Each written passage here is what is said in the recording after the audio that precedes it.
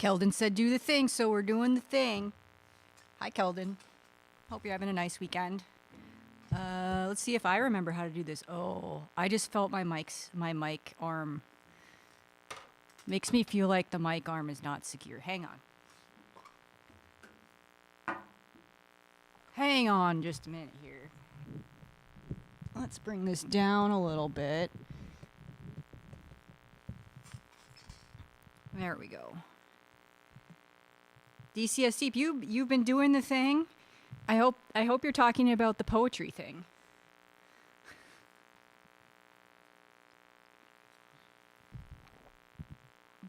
I hope you're talking about the poetry thing. If you don't know, everybody doesn't know, DCS Deep is a poet.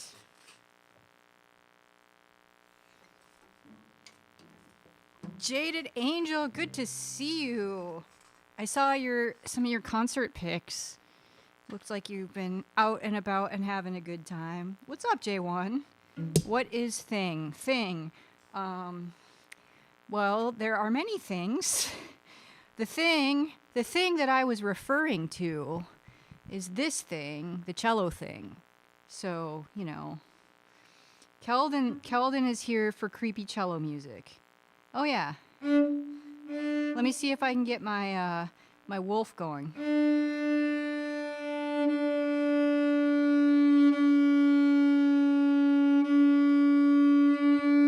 There we go. What's up, Luna?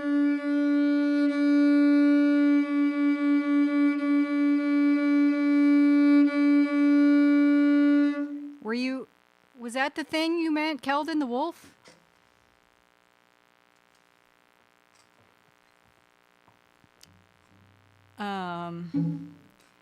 Yeah. Oh, by the way, Jaded Angel, which garbage shows are you going to? What is on your agenda? I'm going to the festival here. And then I'm going to the Midwest dates. Let's see here. We want to do, so I have the other music up. So I like literally just tuned up. So I haven't warmed up at all. Keldon, I didn't mean anything specific really. All right, well, I hope that met your expectations. We can also maybe do something like this.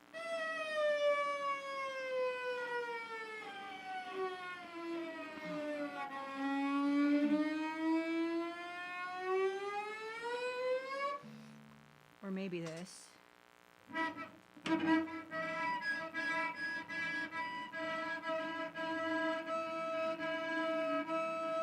Usually I don't take requests, Keldon, but I'll make an exception for you this time. I will make an exception. Silver, what's up? Good to see you. I hope everybody's having a nice Saturday, or Sunday, as the case may be, if you live in the future. Oh, we want this turned off for now. Oh no, my air filter is being loud. I'm glad that was pleasing. Okay, so we're gonna do, kind of took some time off of the classical stuff for a little bit, for VGM Con, which I will talk about, but not right this second. I saw Luna at VGM Con, which was lovely. Which was very lovely. But yeah, so I talked to my teacher about these Feuillard exercises, because I've been a little overwhelmed, because there's like a bazillion sections, and then, you know, there's all these variations, and then you got to do them in, you know, some of them you got to do them on all the strings, some of them you got to do them in all the positions. Like, it's a whole thing. It's an overwhelming number of combinations, permutations and combinations and all of that stuff. So I asked him, like, help me with a framework. Help me with a framework, teach, to do these. And so I'm just going through one or two. I've been doing too many of these. 1 or 2 per section every day. And so that started out okay, but then when I get into section 6, there's a lot of combinations.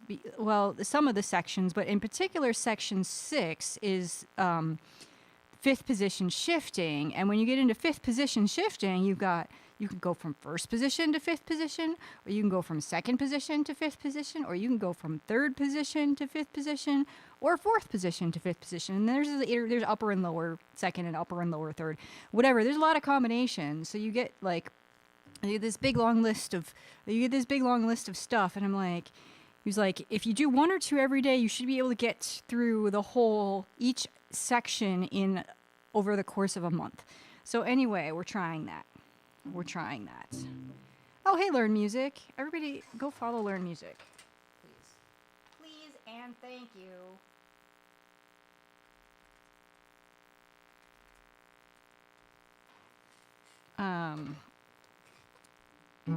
Yeah, so anyway, it's a whole thing. It's been kind of stressing me out.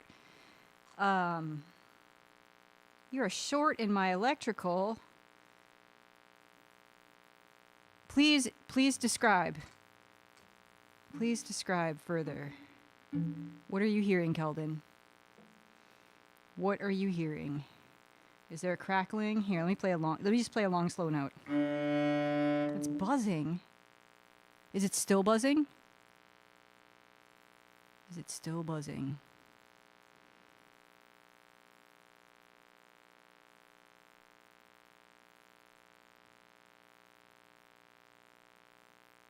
You're buzzing too with headphones on. Okay.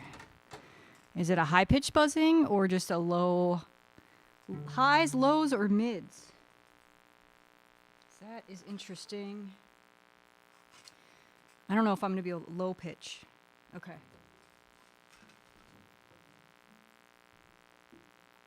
Let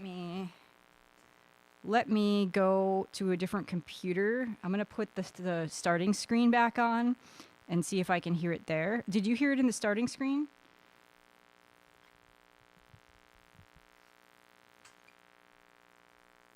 Or here, let's do this. You tell me if you hear it in the starting screen.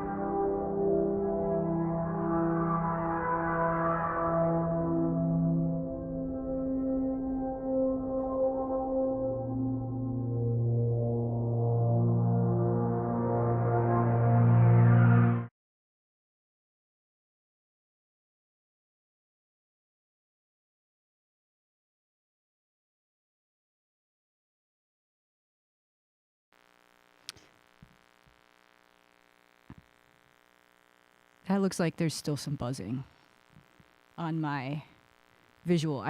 Yep.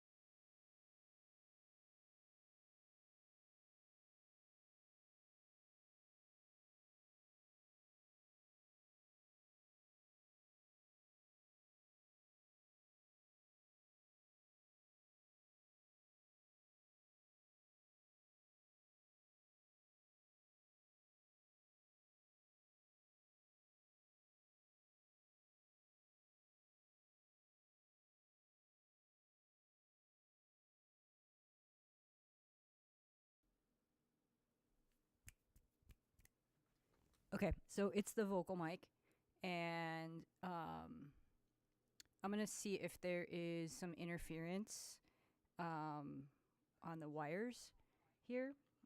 So at least that's good that it's not the mixer.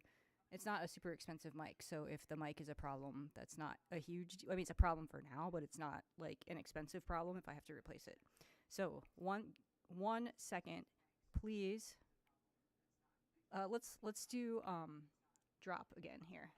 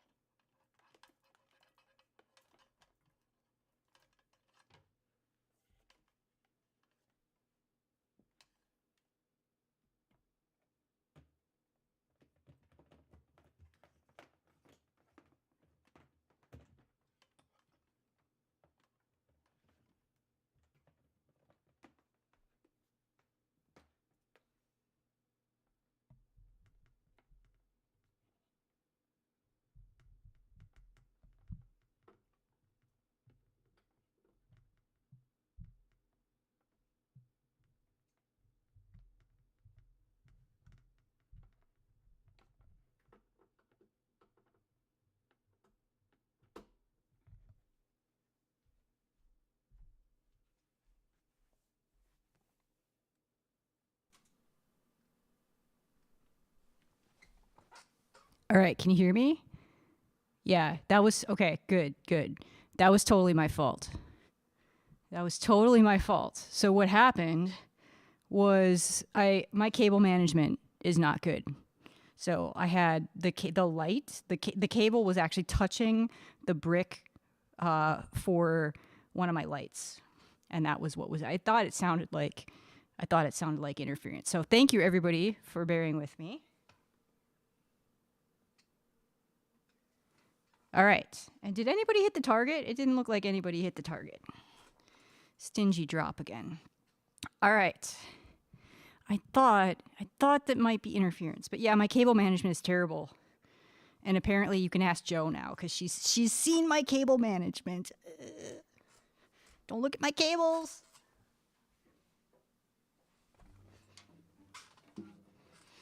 All right. Thanks for the claps, everybody. Thank you for the claps. All right. Game on. Game on. Oh, and Lau, did I say hi to you? I don't think I did.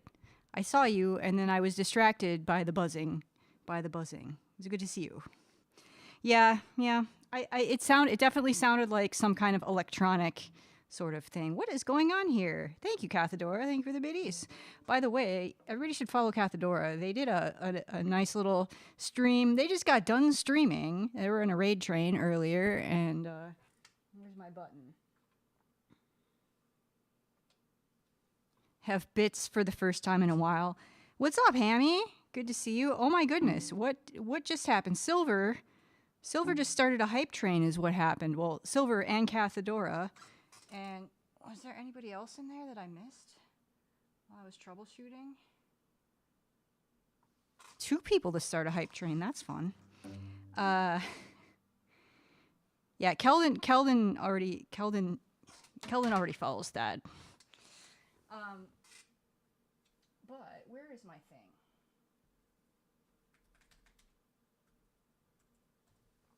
thing? Everybody go follow Hammy, because Hammy is awesome and streams a variety of things, has some music stuff and some game stuff, and is just a great human. I got to hang out with Hammy this weekend. That was very nice. Ooh, thank you for gifting that sub to Hammy, Silver.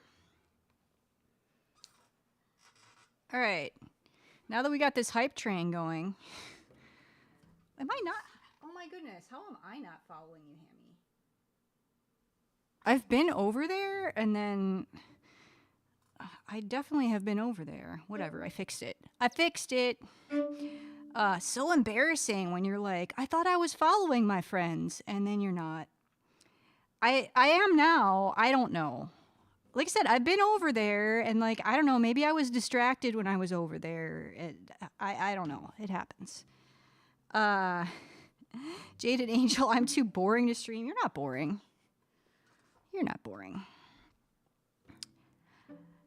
Jaded Angel is a hardcore garbage fan. That's how I know her. Anyway, should we do some Feuillard for the hype train? Let's see. What was I doing last time? Second position for number 2 at 88. So I guess we'll do 3 in third position. There's fewer variations for this one than there is for some of the other ones. Is this going to be, oh my God.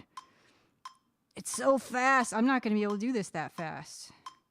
We're just going to do that without the metronome. So this is in 30-second notes, so it's supposed to be fast. Okay, so Keldon, thank you for gifting the sub to Luna. Okay, so third position is here.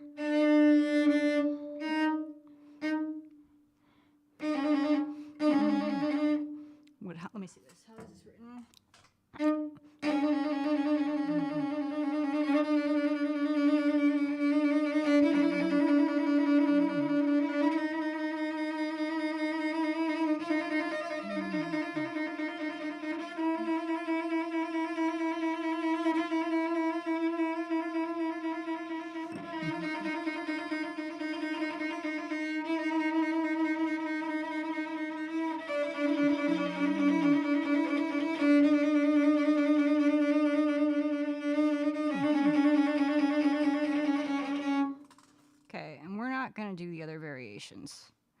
Because that's gonna kill my arm because it's so fast.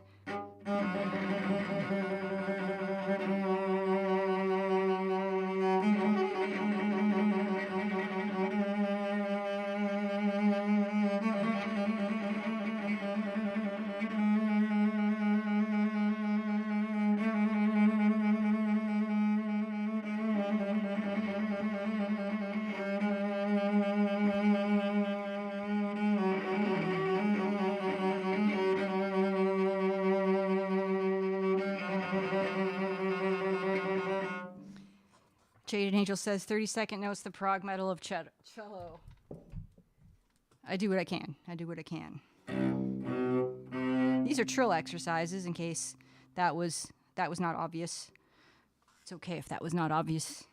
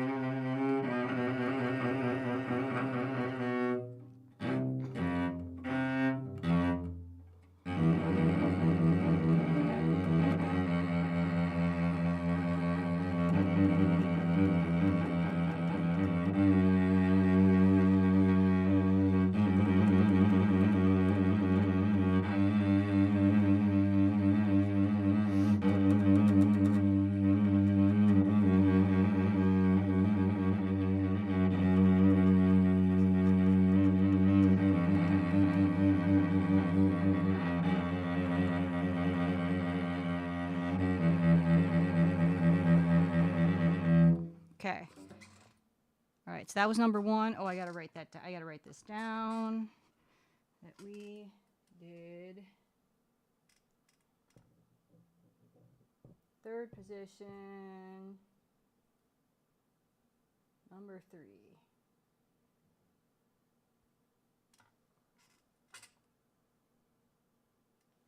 All right, so what did we do last time? Okay, we're doing number 10. Oh my goodness, Silver, what have you done? Silver gifting 10 subs. Thank you very much, Silver. I appreciate that, and all of our friends, I'm sure will appreciate that as well. Thank you, Silver. Thank you very much. Okay, so you clicked thrice. Okay, so number 10 is, what tempo do we do this at? We do 10 and 11. 96.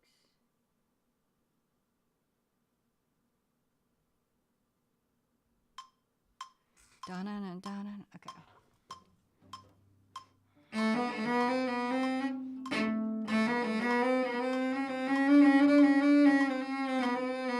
Yeah, that does feel slow. Let's go to 104.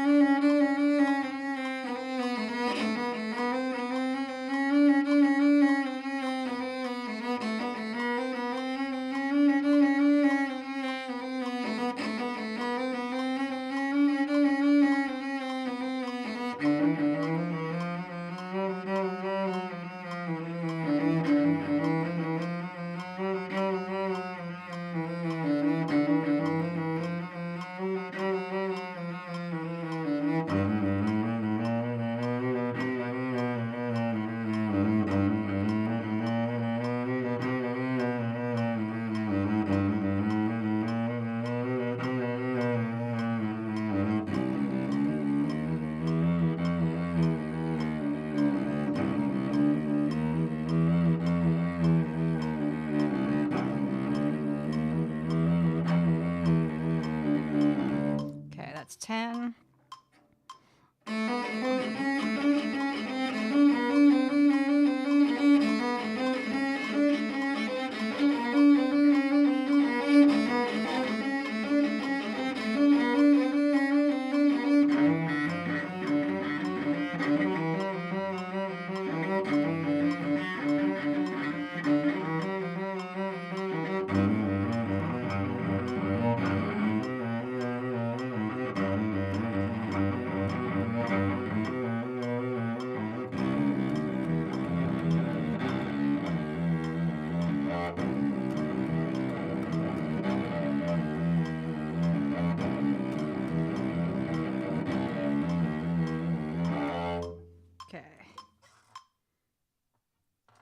So we did 10 and 11 at 104.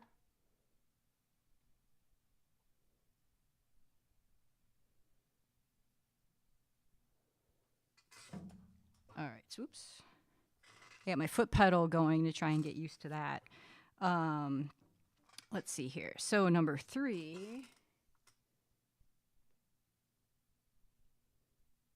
3 and 4, so we'll do 5 and 6. So 3, actually, we'll just do 5 because so there are 24 exercises in group 3, section 3, whatever you want to call it. So I can get through those in a month. So we'll just do 5. I'm just going to write it down right now. 5, and we'll do it at 80.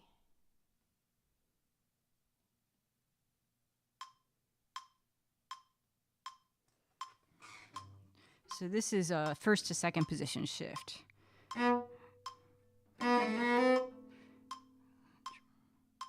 Triple it, triple it, triple it, triple it.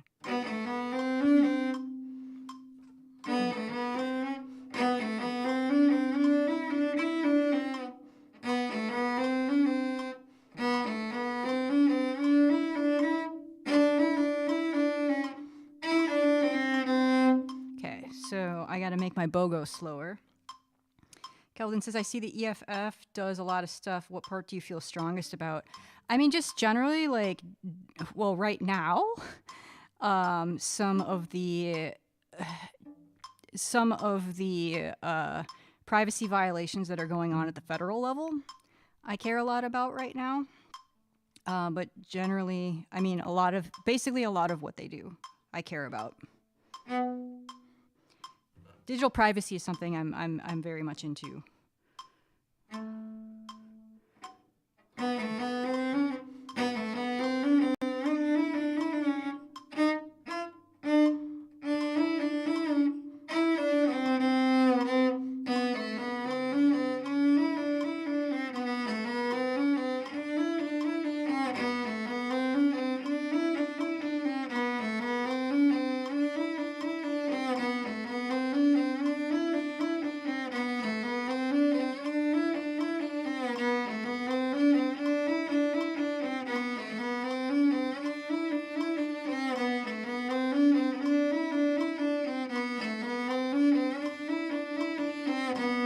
Okay, cool.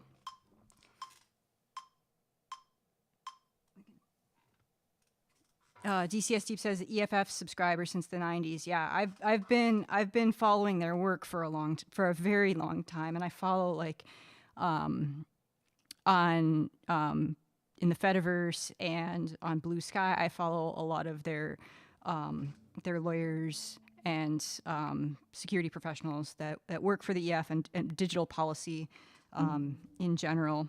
I'm really also interested in just like general digital policy, intellectual property.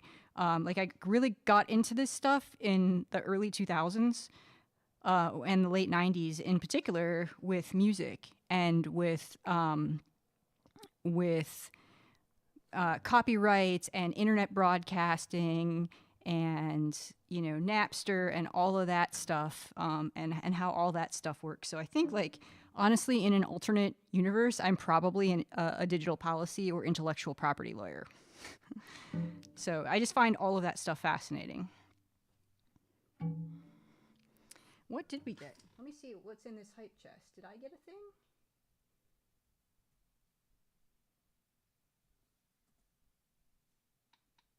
What is that? What is that emote? No comments. All right. That's kind of fun. Did everybody get that one? No. Everybody got different ones. Keldon got the same one I got. Cathedora got... What is that one? Oh, I got respectfully no somewhere else. So I've got that one.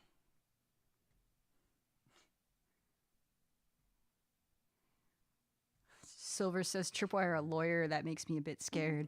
I'm like, I probably wouldn't be like a trial attorney. I'd probably be like, I'd be one of the nerds, like doing research and stuff like that. So you'd be against pirating movies? No, actually I'm not. I am not. We'll just leave it at that. Gibson Lens, good to see you. Everybody go follow Gibson Lens as well. Oh, and you know what we can do? You know what else we can do? Be a stompy lawyer. Ah, thank you, Cathedora. And you took the pin post down, like, after streaming tonight, Cathedora's like on it, modding now. Thank you. It's a big help. It's a big help. I appreciate you, Cathedora. Make sure you're following Cathedora if you're not already. Just do the thing. Okay, so number 4. I did 3 and 4, so we'll do 5 and 6. And so, what's up, Jove? Jaded Angel says, everyone hate Lars Ulrich time. Yes. Yes. I was following all of that stuff. So Lars is the drummer from Metallica, and he's an idiot. He's an idiot.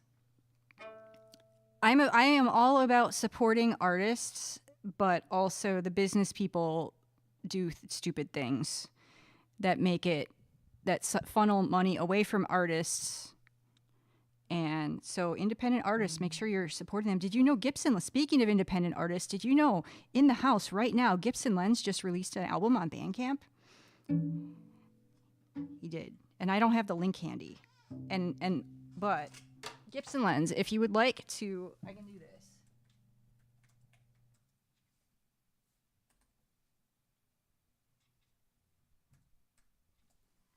If you would like to post a link to your album, I made it so the bot won't stomp you.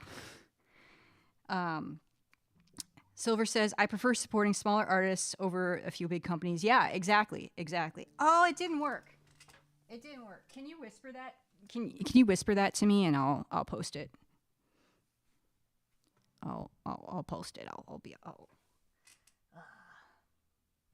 I think I have links blocked in the chat as well as I might have Bandcamp permitted explicitly, but I'll post it in the chat if you want to drop that in a whisper. So let's see here. What were we doing? I forgot already. Multi-layered auto mod, yeah. We're doing all the things here. Doing all the things. What's up, Mythic Scotty? All the friends are here. There we go. This is not spam.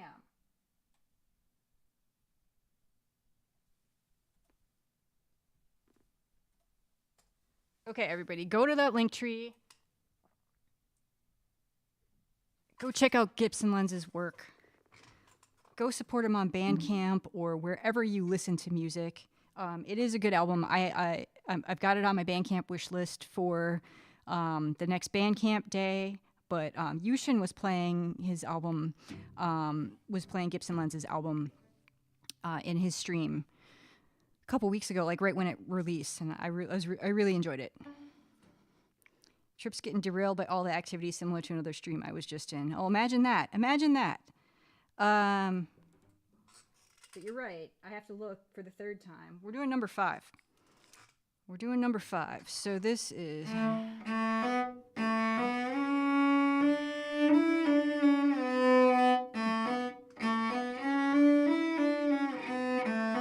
That's what we're doing.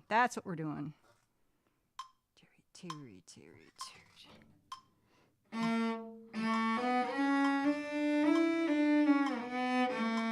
That's too slow. 72.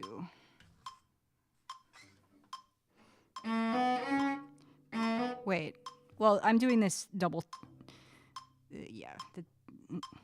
These are 16th notes. I'm playing them like 8th notes.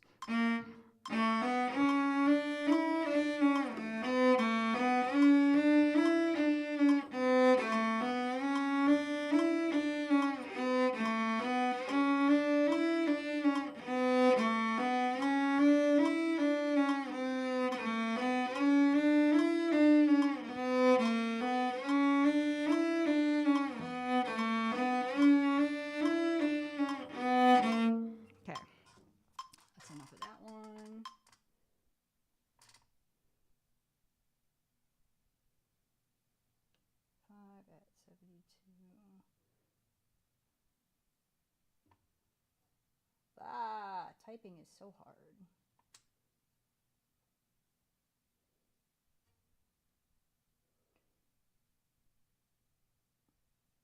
Okay, number 5. Oh wait, we got 2. I'm gonna go back to number 4. Because there's 2 sections. There's 50 exercises, so we gotta do 2 of these. So we'll do 5 and 30, I guess.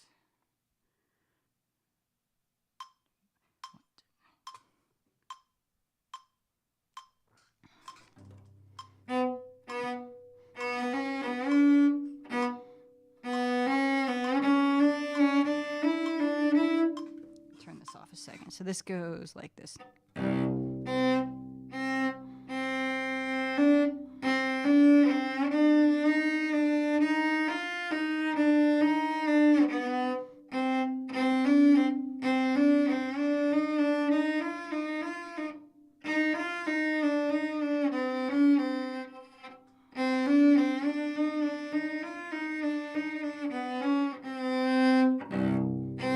Let's get a C drone going.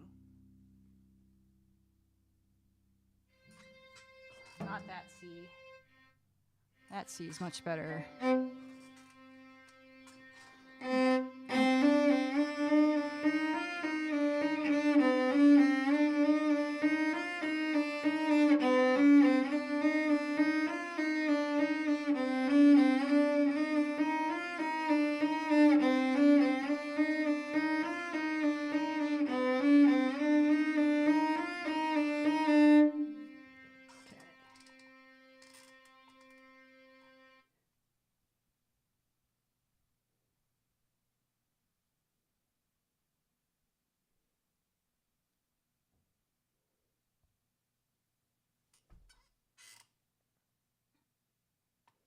All right, number 5. Number 5 alive.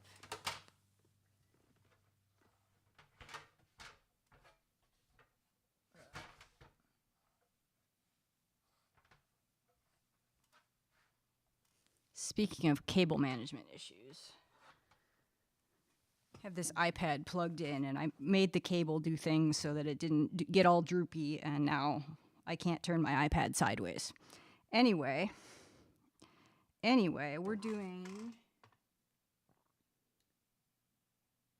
See, I was smarter for this one. We did 2, 22, and 42 last time, so we'll do 3, 33, and 43.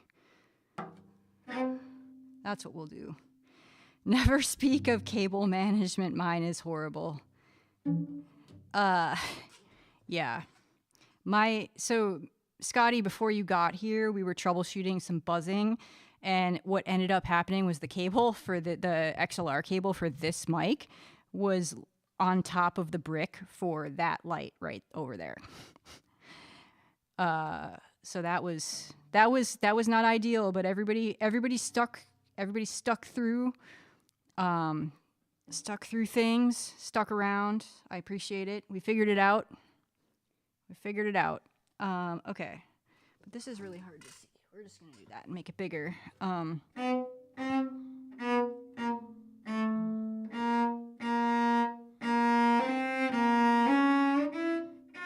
Okay, and that goes up to, we're in tenor clef now. Yeah, we are in tenor clef. So that's going up to an F sharp. So let's get an F sharp going.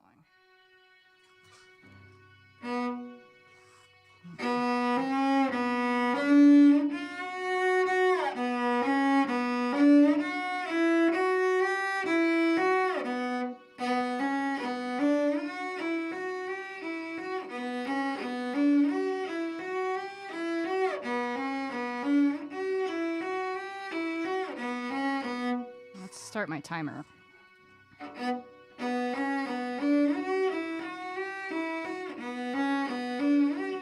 I'm trying not to slide.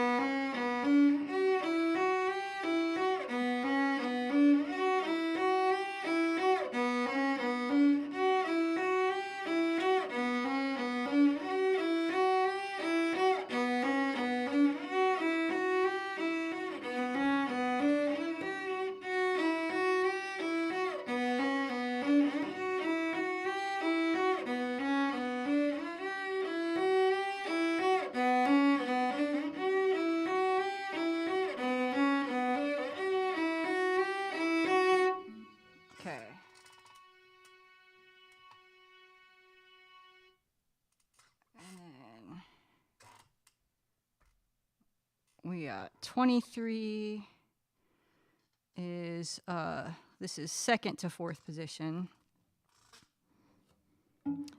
Kelton says, I just visit various music streamers and point out audio issues my job here has done. Well, I appreciate it because I wouldn't have known because I don't monitor my sound. So I do appreciate it. I do appreciate it. Okay, so 23. We've got...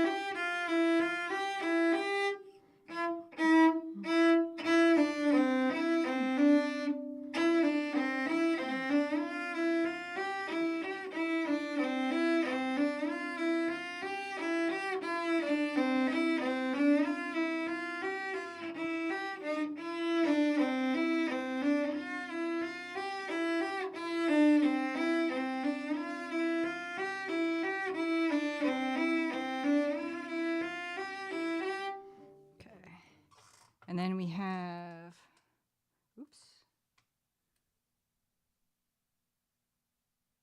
33. Oh, 43. Oops. So this is third to fourth position.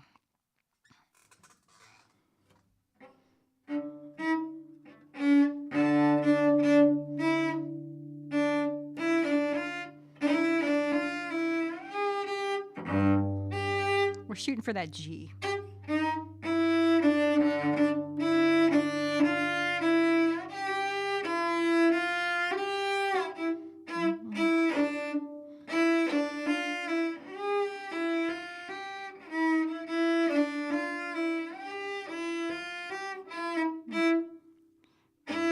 I'm going to do these, I think, 4 notes per bow.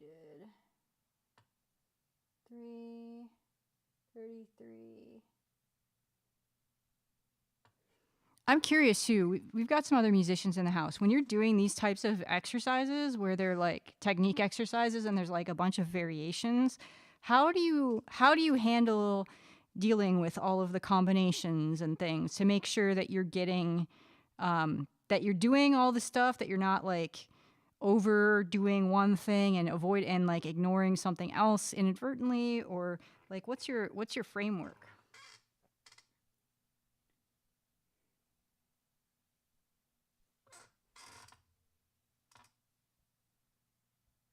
How do you manage? So number 6 here has, there's 3 lines. So there's 14, first to fifth position, there's 14. Then I think there's about that many for each, but there are 4 sets.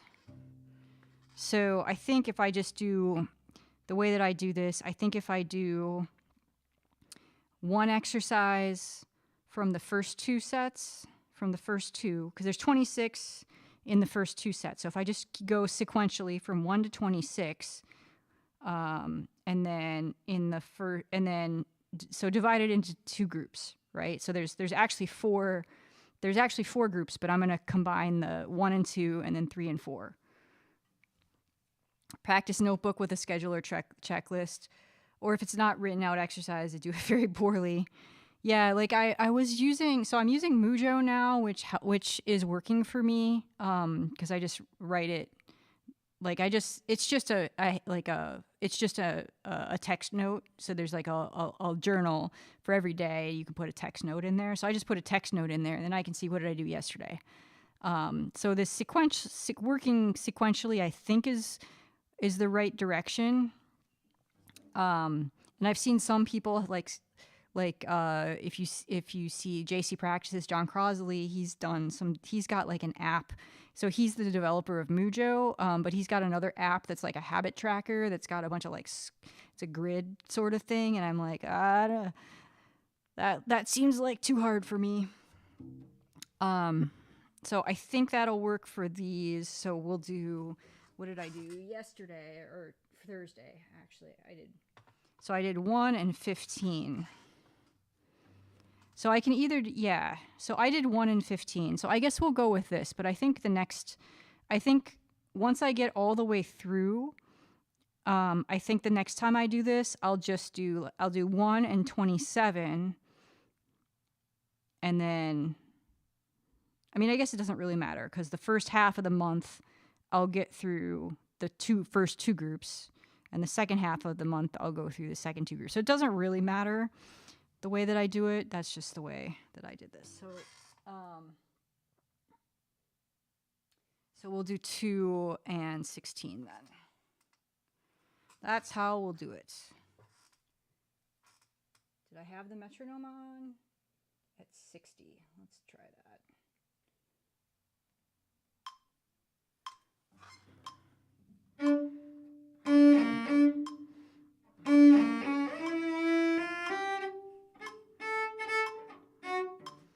Let's do this without the metronome first. So I have to go up to an F.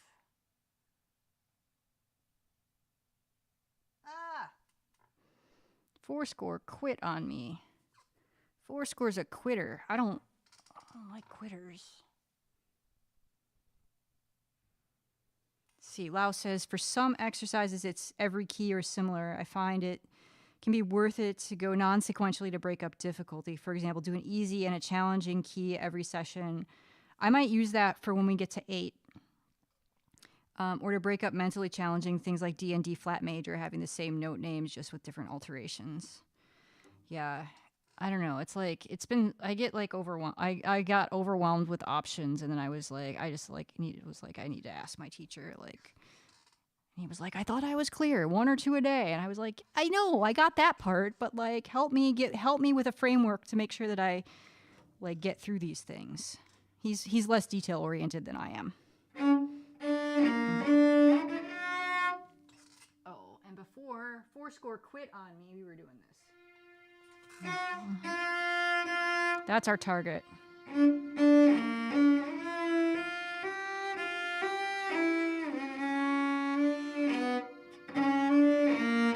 This is sneaky.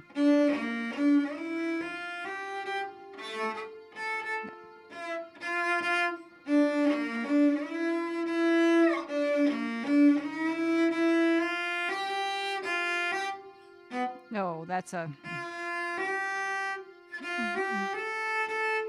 extension.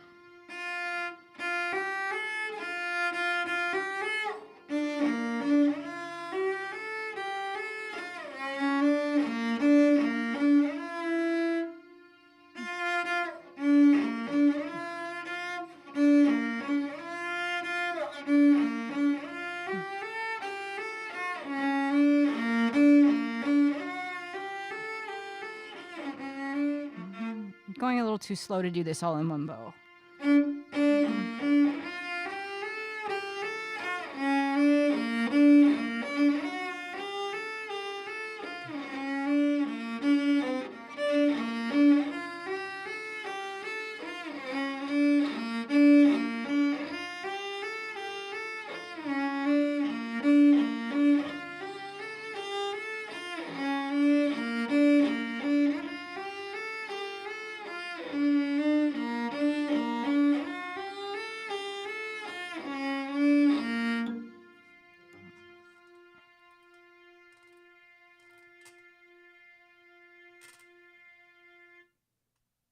And then 16.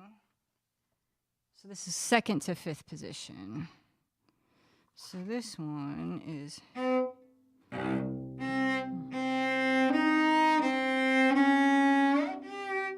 Oh, and we've got a G flat, which is really F sharp in my brain. So...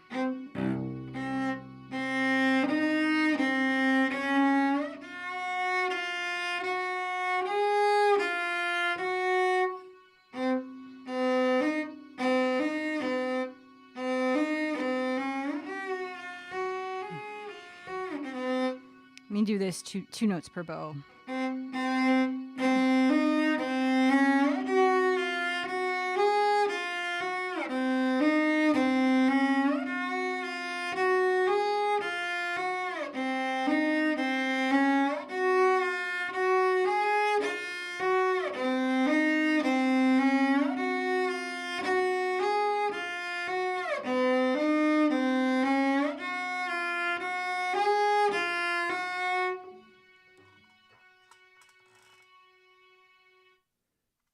Okay, so we did, let me write this down. We did 2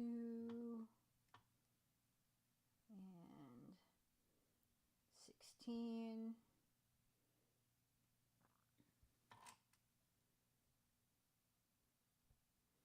Okay, so for 7, so now there's more because it's going from, we're going to 6th position.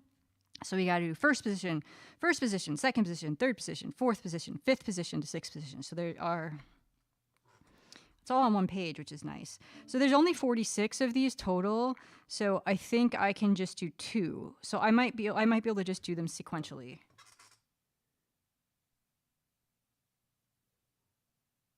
We did 1 and 2 last time. So we'll do 3 and 4. And then here is where we went over I had my teacher go over these at my lesson, my last lesson. So here.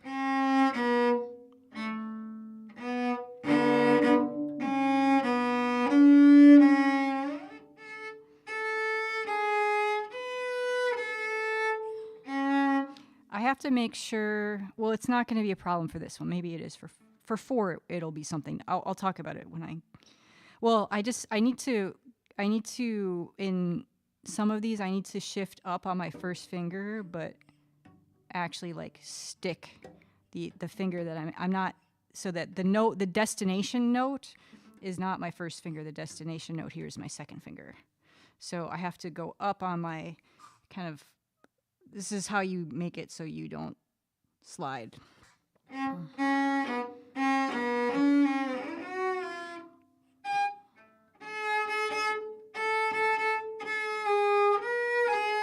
So this is what I'm aiming for, which is, it's actually a harmonic. I could play that, but.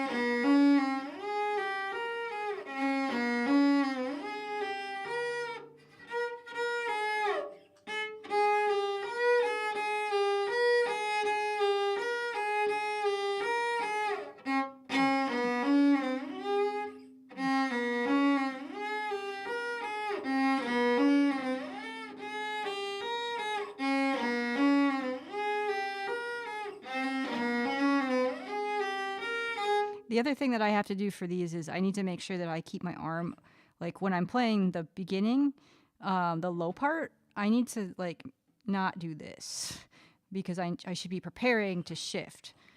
If I don't, I need to prepare to shift, because if I don't prepare to shift, then I'm gonna have to do it all, and that's really inefficient, and that's not good. And actually, Wendy Law is a cellist on the internets.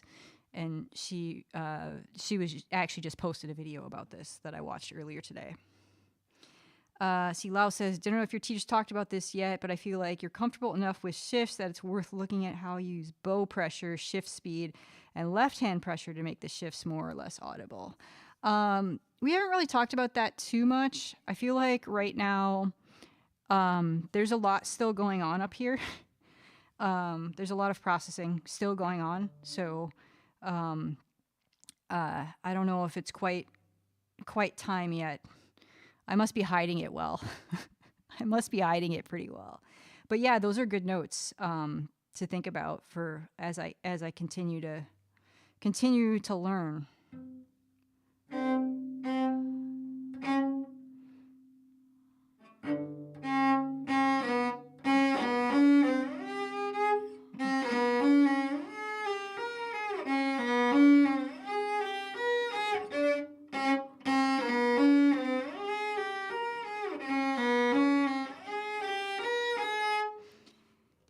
Yeah, that's fair. Not time yet to think about an intentionality of shifts in that case. Yeah. I find also like my working memory sucks. So I have data to tell me that my working memory sucks. But there's a lot going on in my head still on some of this stuff. It may not look like it.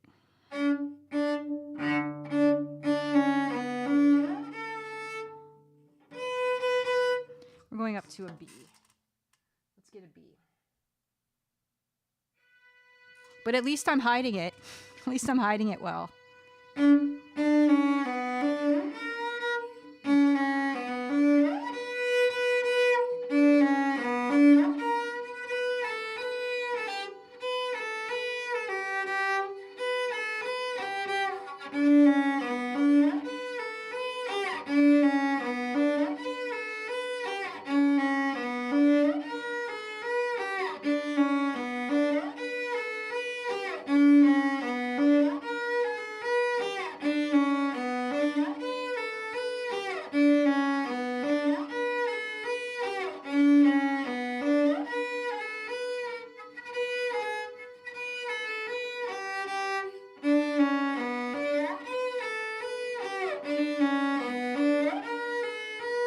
Let's see if I can do it in one bow.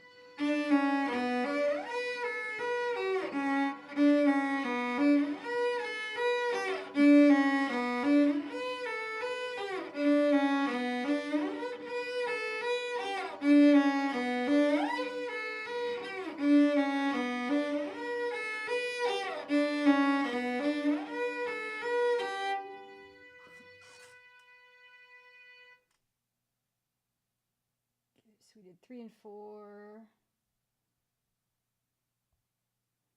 So just out of curiosity, I know we've been chatting a lot in between. Oh, I've played for 22 minutes.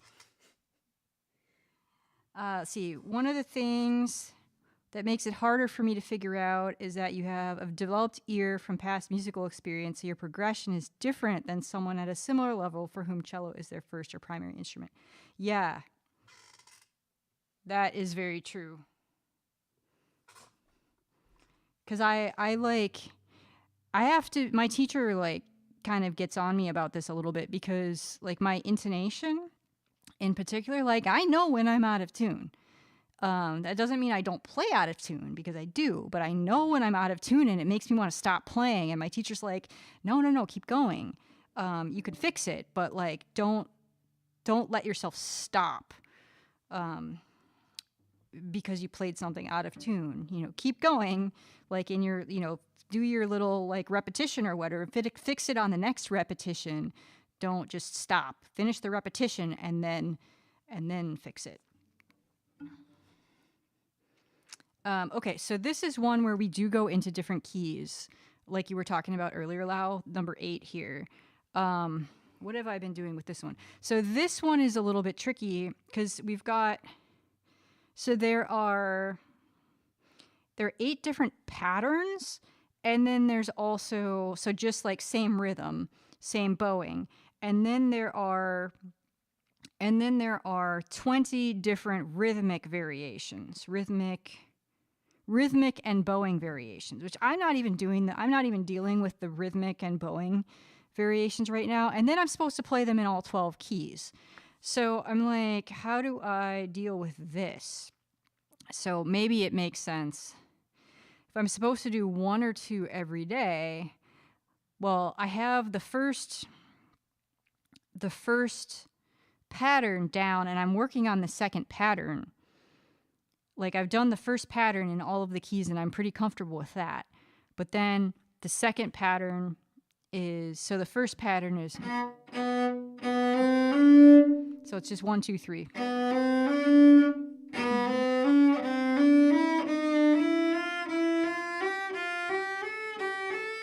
That's the first pattern. And then the second pattern is,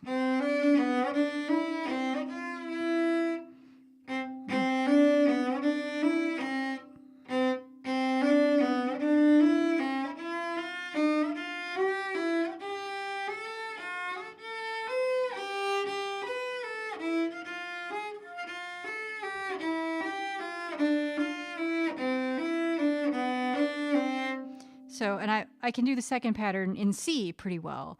So, and like just trying to figure out, like, well, maybe I just get them down all in C now at this point. So I like doodled on my music. This is one thing that's nice about the digital music is you can do 8 layers. So just like in Photoshop, you can do layers or Illustrator or whatever, your graphic design programs. You can have layers of annotations. So but there's 12 keys and I only have 8 layers, which is important. So I can turn on, so what I did, so the bass layer that doesn't need any annotations has the fingerings written in for C major. But then then I wrote in the fingerings I did B flat, F, C, G, D, A, E, and B major. So there's a couple keys that I don't have, but I can turn on the fingerings for each of those. So like if I wanted to do F,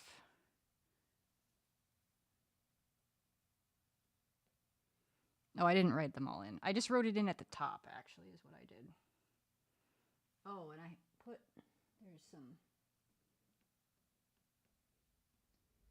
made a little bit of a mess. So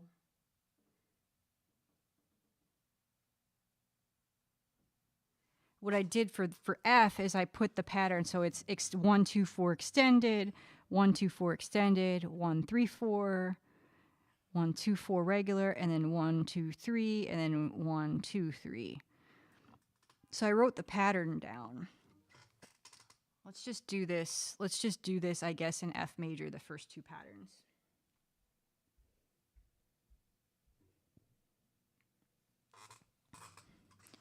Because I guess what I have to do is I just have to, like, maybe I'll just do, like, 1 and I don't know. It's, like, a lot to learn. I should be able to, in theory, I should be able to sight read this, but I do need to practice it. So here, so if I do number 1,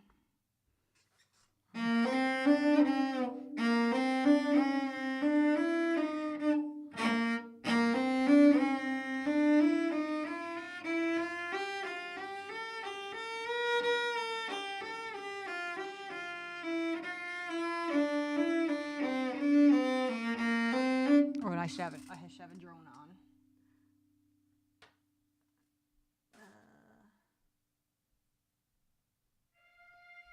Not that F.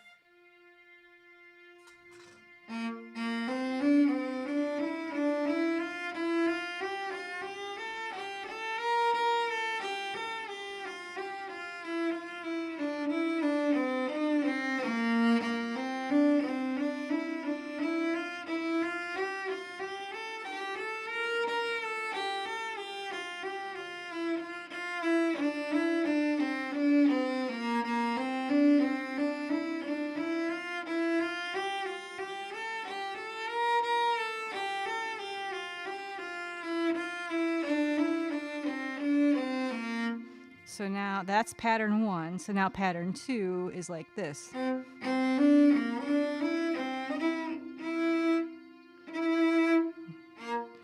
see what we need.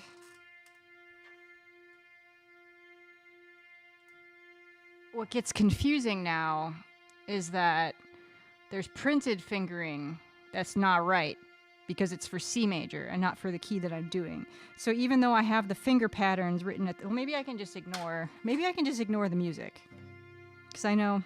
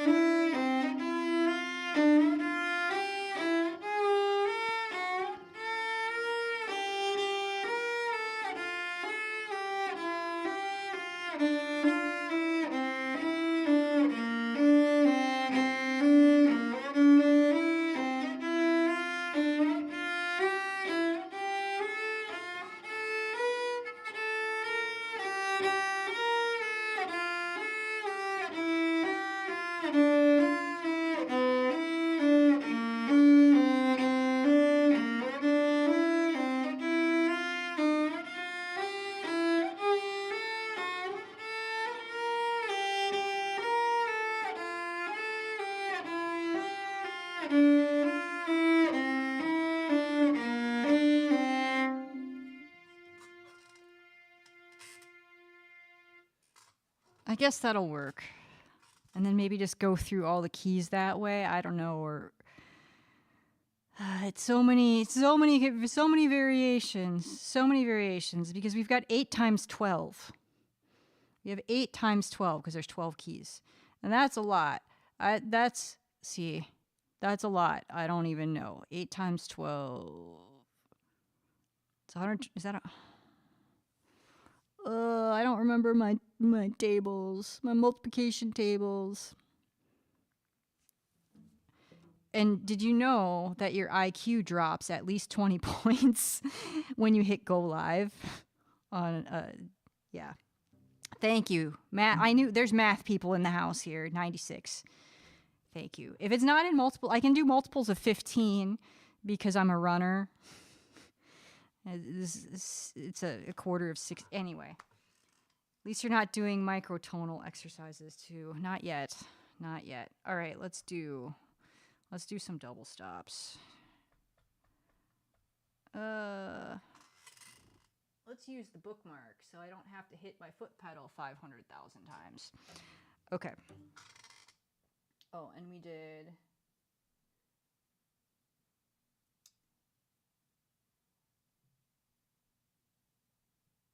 one and 2 F. Okay. Kind of not been doing my double stop exercises.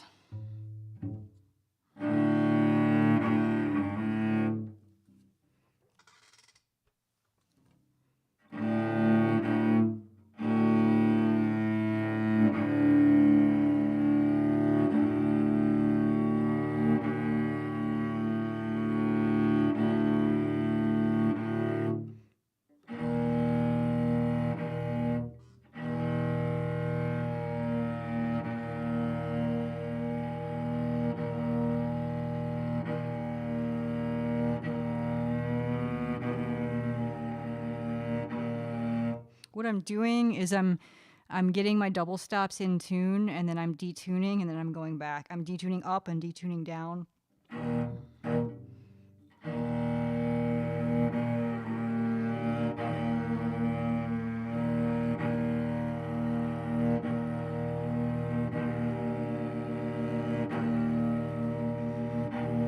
Jaded Angel says, I skipped 4th grade math class. Can't help with times tables. That's all right. We have calculators now. Or in this case, we have friends in chat that can do the thing or can use calculators. It's a group effort.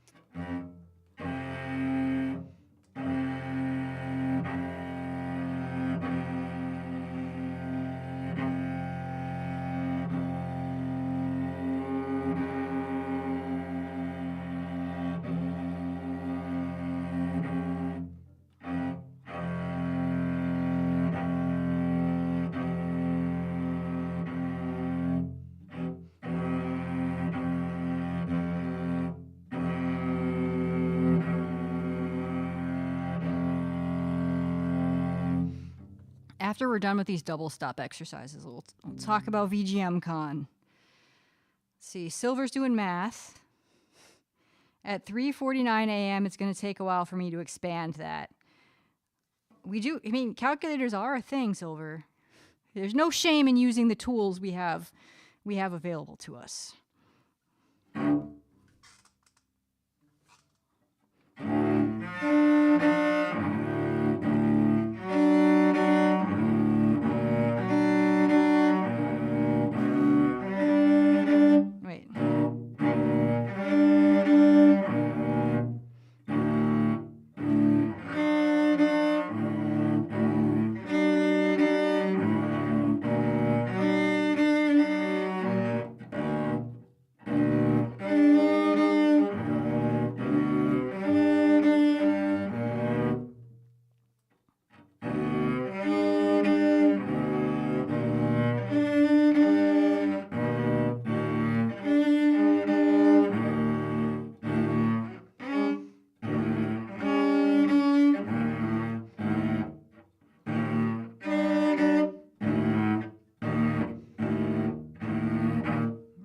I think I slid up.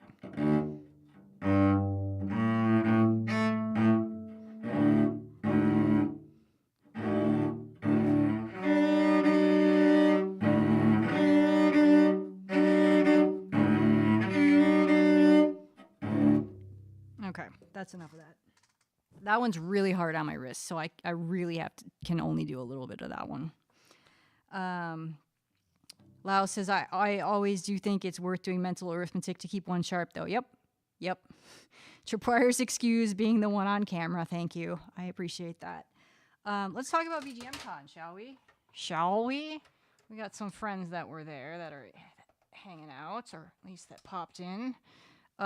So I'm local. So VGM, Video Game Music Con, is a very small, very focused convention in the suburbs of Minneapolis, the northwest suburbs, in a suburb called Plymouth. And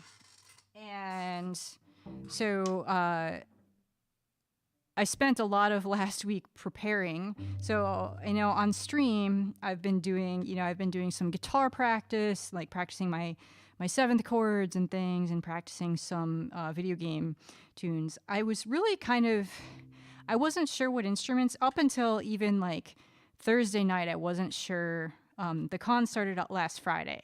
So I wasn't sure even what instruments I was going to bring until like Thursday night. So I had Joe Plays Violin came in on Thursday, and so I picked her up from the airport, and she crashed on my couch. And so, of course, I was cleaning because I wanted the place to look nice. And I didn't tidy up my cables, though. I did not tidy up my cables. So that was a thing.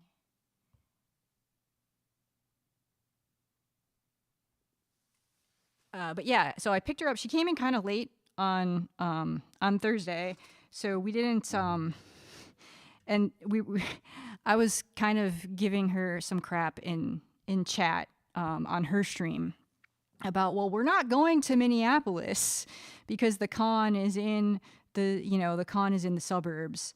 But we did spend some time in Minneapolis. There's just not a lot of time.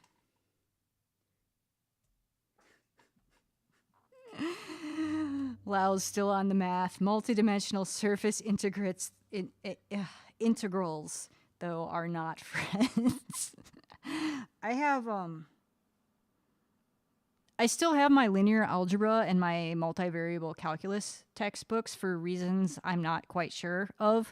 Because, like, maybe I'll need them someday. The 2 classes I got C's in, and the only classes I've ever gotten C's in my entire life. Like, I was a straight A student. I got a C in multivariable calculus, and I was like, that was just a really hard class. Let me just take linear algebra. It'll be better. No, it wasn't. Anyway, so... Yeah, so I picked Joe up, and then, at like 11 o'clock at night or whatever, we went over to Minnehaha Falls, which is, it's a big park in Minneapolis, not too far from the airport. And there's a waterfall. There's a creek that has a nice, pretty big waterfall, and it's like a pretty nice park. But we're out there. It's kind of cold out. We're out there. Nobody else is there. And took a picture I think I posted that in my Discord. I posted it in Joe's Discord, but, and then we also went, it's also not too far from George Floyd Square. So I took her over to George Floyd Square to see, and so George Floyd Square, that's where he was killed. And the community has, reclaimed that space, and so it's really like the community owns that space, and so it's a really obviously historic and heavy, but also like a really important space, and it's really beautiful what the community has done. There's a lot of art, there's some sculptures and things like that. We just took a quick look there, and then I took her. So we did a couple of things in Minneapolis, little touristy things, and then we went back to my place, and I finished packing. I finished packing. Yeah, I finished packing, so I was up late packing. And then we went, the con started, I think badge pickup started at about noon. So we had early check-in for my room. So I called to make sure that we could get into at least one of the rooms, early, so we could have a place to put our stuff. So we did that. Friday was kind of a blur because I was so exhausted from just kind of being up, and there was some, I was trying to finish up some work stuff and things like that the rest of the week. So I was super tired. But went to a panel, I think, picked up badges. I went to a panel in the jam space. So they have, there is an official dedicated jam space, and I posted a little clip from in there.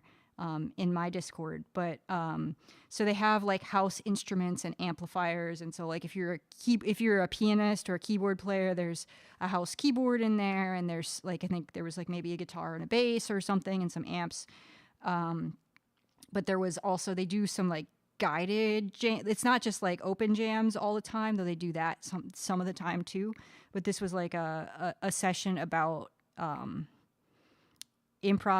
improvising, like not the melody line, and that was really good. But I was so exhausted, I just like totally crashed during the panel. So I actually got up and I saw half of it. I was taking notes and stuff, and it was really, really good. But I was so exhausted, I got up and I'm like, okay, I'm gonna go back to my room. I'm gonna go like either take a nap. I didn't really want to take a nap because I was worried that I would be out for like a long time. I was worried I'd be out for like 3 or 4 hours if I took a nap. So I went back upstairs, just like into the quiet, and got some, decided I was just going to power through. And so I ate some stuff. I brought a bunch of food with me. So I just like made I think I made like a peanut butter sandwich or something. And then I had an apple or something and got some tea. And then I was good to go. But yeah, I don't remember exactly what happened on Friday because I was so exhausted and the days kind of blur together. But there was lots. I brought my so I ended up bringing my cello and an acoustic guitar. This cello and an acoustic guitar. I wasn't sure if I was going to bring an electric cello, and that was why I asked for this amp for Christmas. Was because I thought, well, it'll fit in my electric cello case, so then I can just clip it to my belt and it'll be great. But I ended up leaving that at home.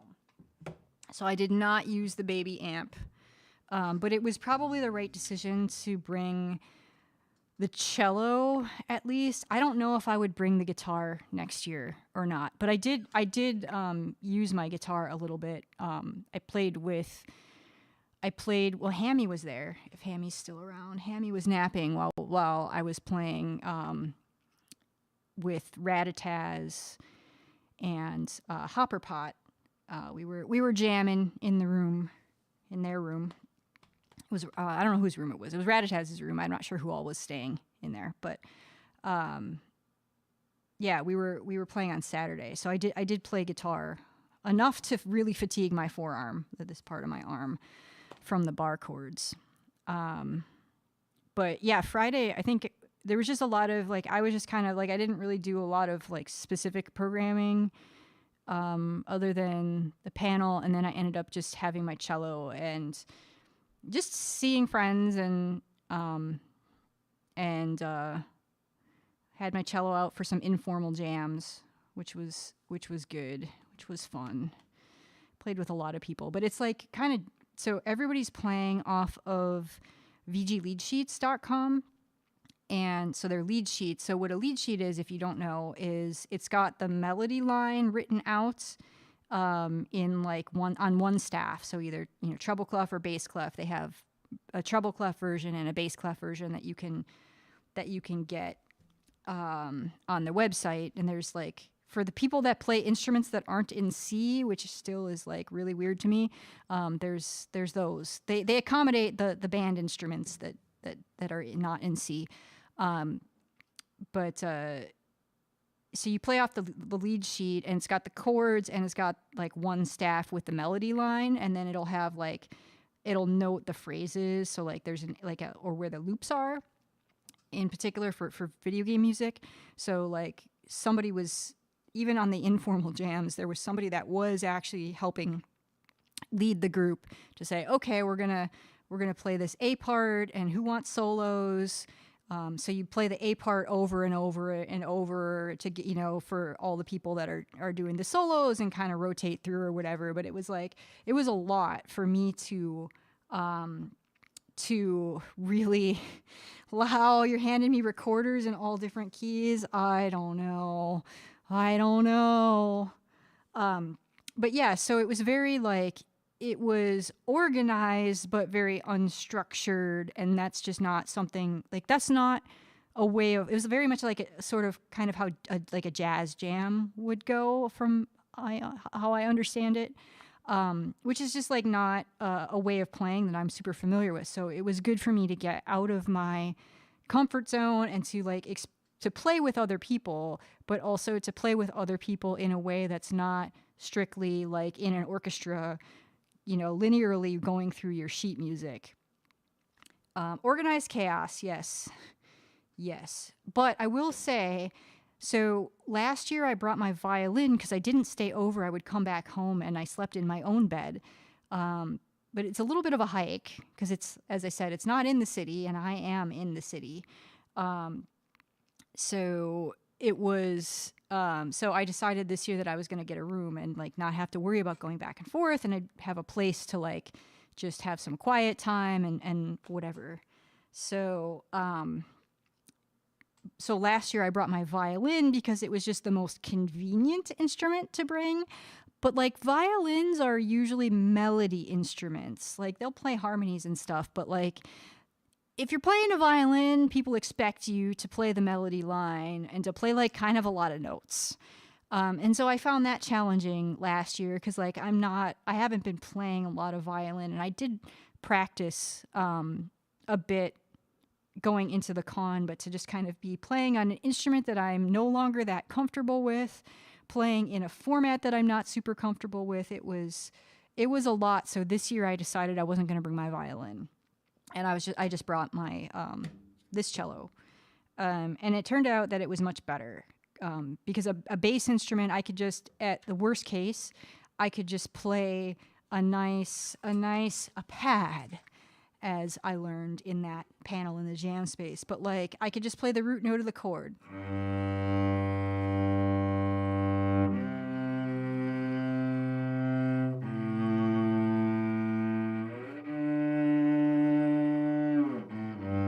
You know, I could just follow along that way, and that was a lot less stressful.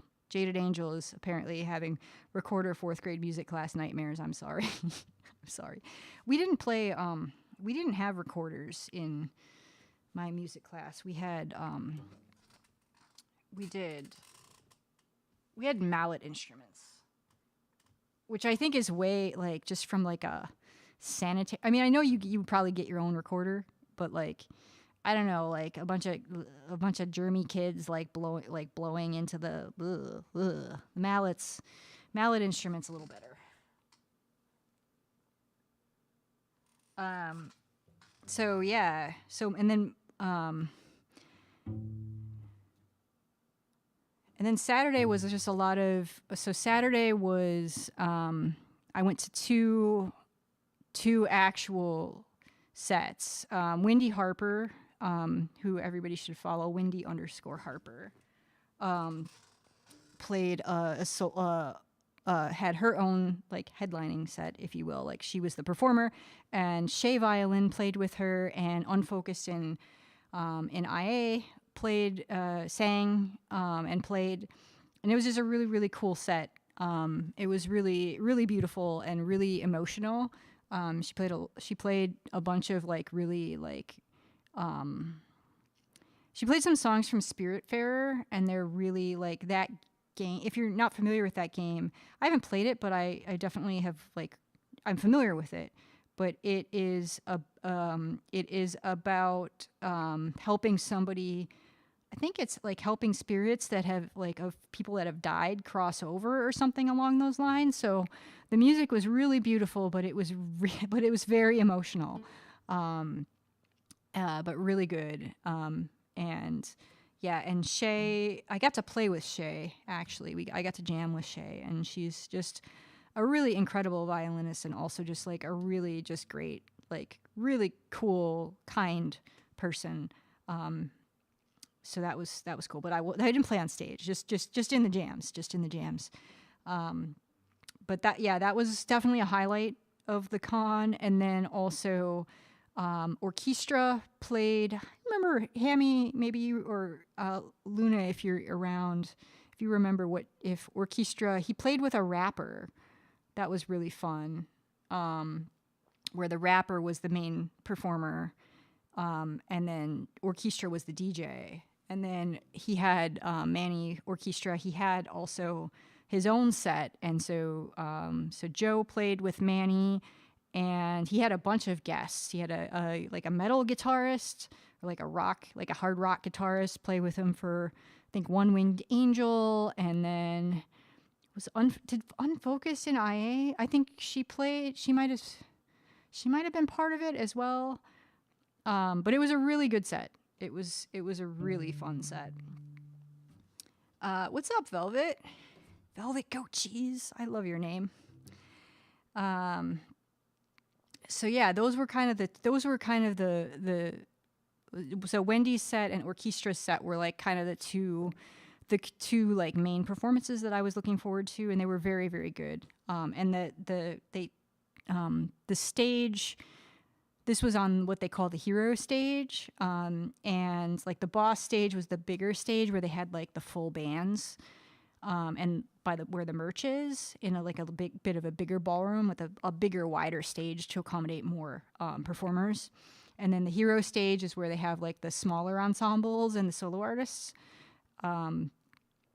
And last year we were kind of like crammed in this little, it felt very stuffy. Like I felt very uncomfortable in that room last year, but that was the stage that Orchestra played on last year, as well as Lion Might, formerly known as String Player Gamer, played on there. But it was much better this year because there was like the space where just outside of that conference room that was the stage last year. The conference room was the backstage area this year. And then they had the stage in this kind of more open area that's, I think, like when they do their brunches, the restaurant at the hotel does their brunches, it's used for that. But that was where all the malort happened last year, was like just outside the hero stage. There's some Chicago people that come up for the event, and so Jer Roke is one of the Chicago people, and he had brought malort because it amuses him. So there was some of that happening there. But it was much better. So yeah, I played a lot of I just played a lot of music, and that was very good.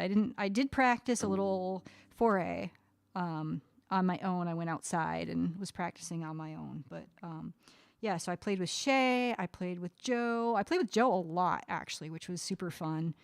And like we kind of peeled off and played together outside. It was really, really nice weather. So we kind of peeled off, and we played outside. I had my guitar, so we did a little violin guitar jamming just on our own for a little quiet time, little away from the chaos for a bit.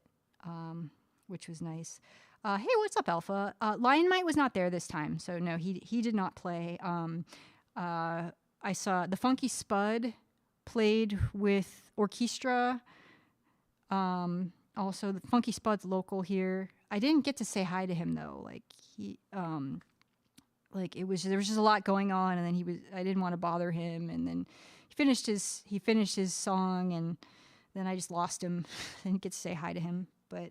Yeah, the people that I knew, so Jer Roke, I didn't see Jer's stuff. He was doing a bunch of stuff all weekend. But he was helping with a bunch of programming, and Unfocused and IA, Orchestra, Joe, Wendy, Shay, who else? Those were the people that I knew. Those were for out of the performers. So it was good. It was good. It was very good. See, Lau says, that reminds me, David Bruce, a classical composer, recently posted a YouTube video about his piece for sax quartet and rap vocals. Good piece, very meaningful effort to marry R&B and contemporary classical in a piece. Yeah, that's cool. I love it when different genres get kind of, like genres that don't normally go together go together. Yeah, that's fun. Silver says, wonderful, amazing tripwire. This little boy sadly has to go and do some sleeps. Thanks for the stream. Have a good night, Silver. And thank you again for the gift subs. And I'll see you around. Oh, Velvet, you've seen it, huh?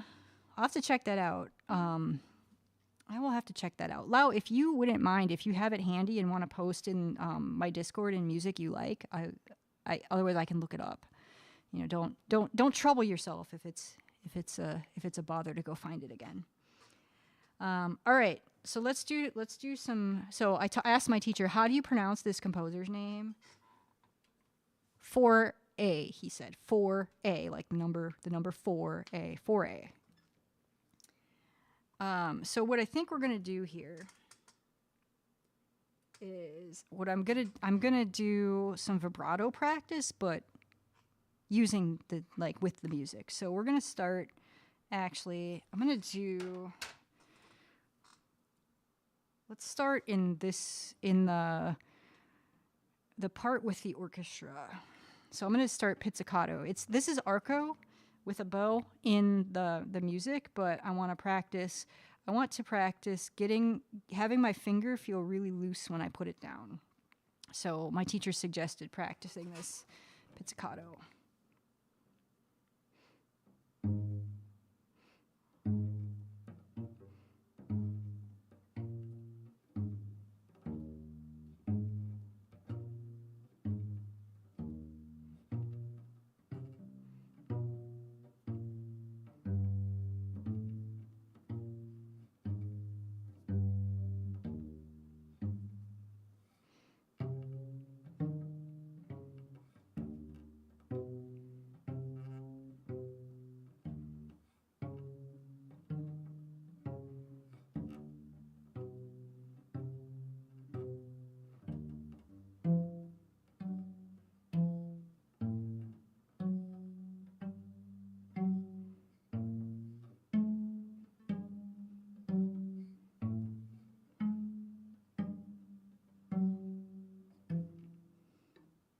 Let's do it with a bow.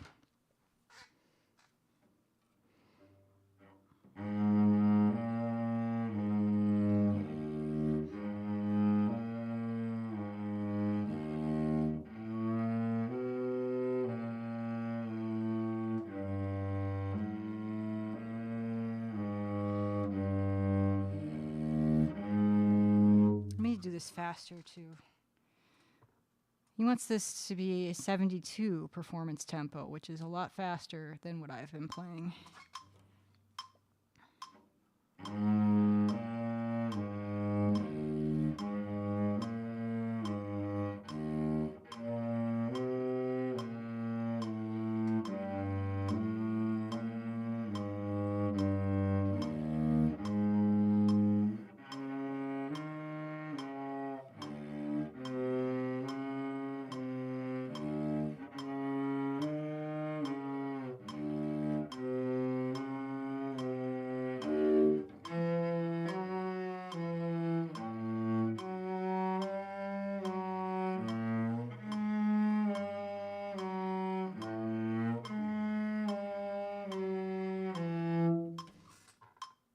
I'm going to do this because I'm trying to work my vibrato. Let's try 66.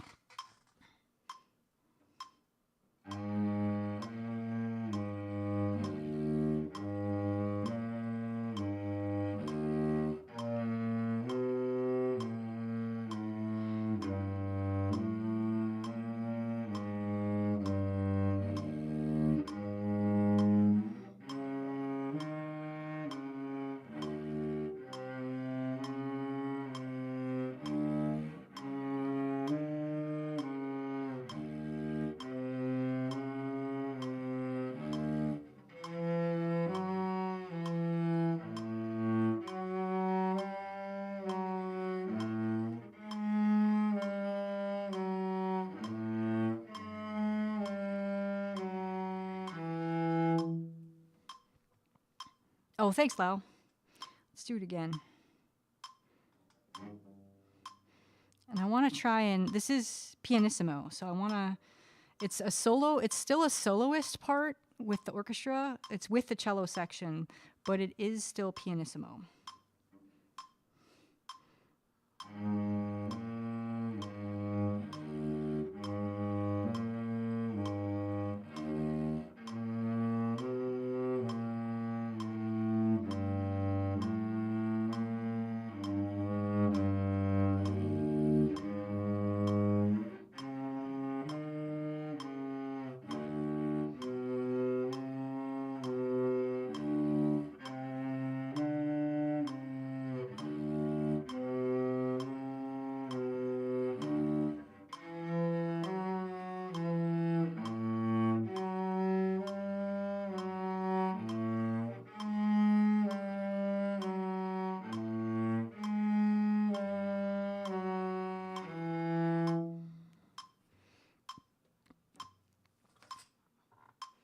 Okay, so let's keep warming up the vibrato. Let's go back to the beginning, and I'm gonna do some vibrato exercises with the melody.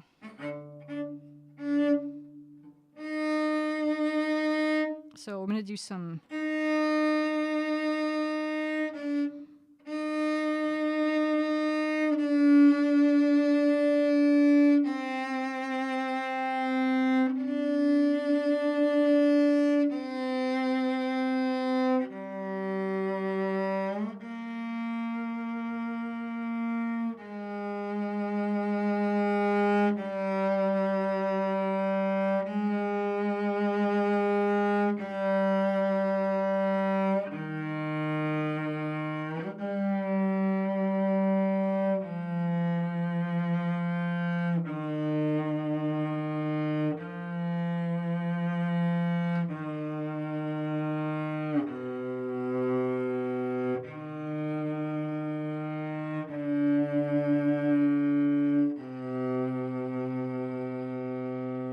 See, Lau says, I mean, I'd say it's an accompaniment part where the melody swaps over to the piano. Yeah, yeah. Or orchestra, not very familiar with the orchestral arrangement.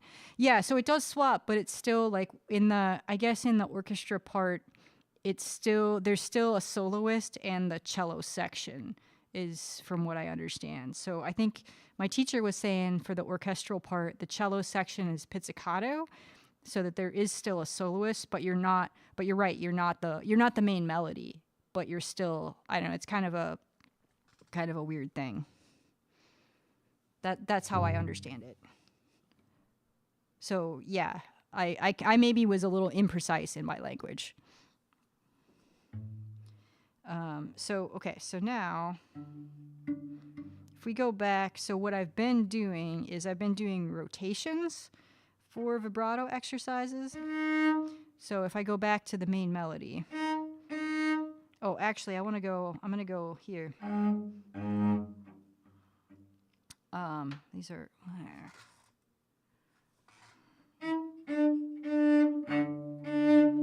Me, imprecise language, once in a while it happens. So the rotations, let me see if I can turn so you can see. So I'm going to, because I'm bad at them, I'm still learning them. So with my fourth finger, right, I'm going to play, and I'm just going to,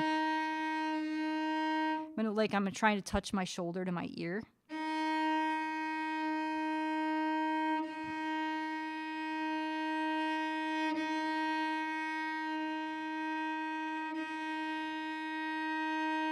Okay, that's to get me like in the right muscles moving.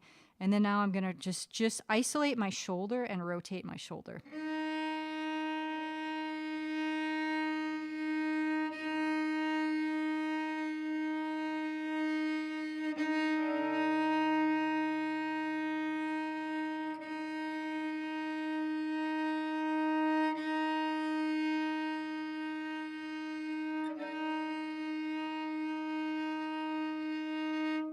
Okay, we're gonna do that with all the fingers.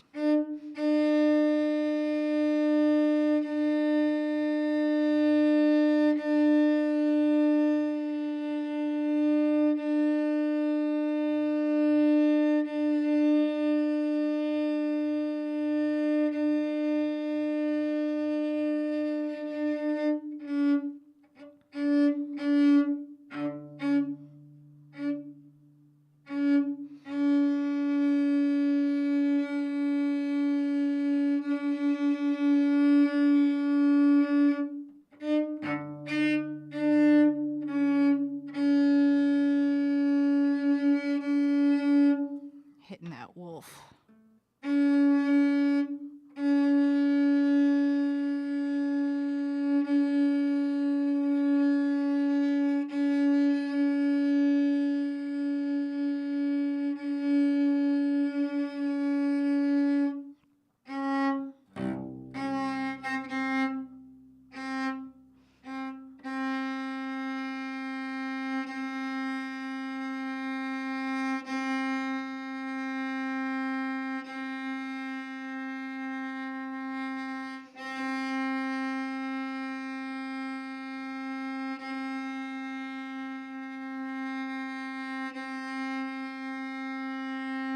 Okay, so yeah, there was a wolf tone. Let's see if I can get it back.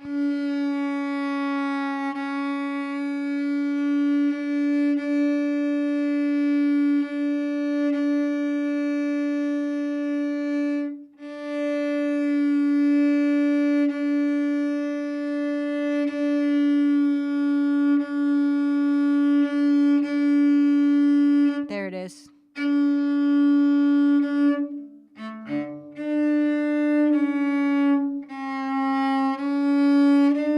There we go. So now it's out of the way where hopefully I won't land on it. All right, so let's do.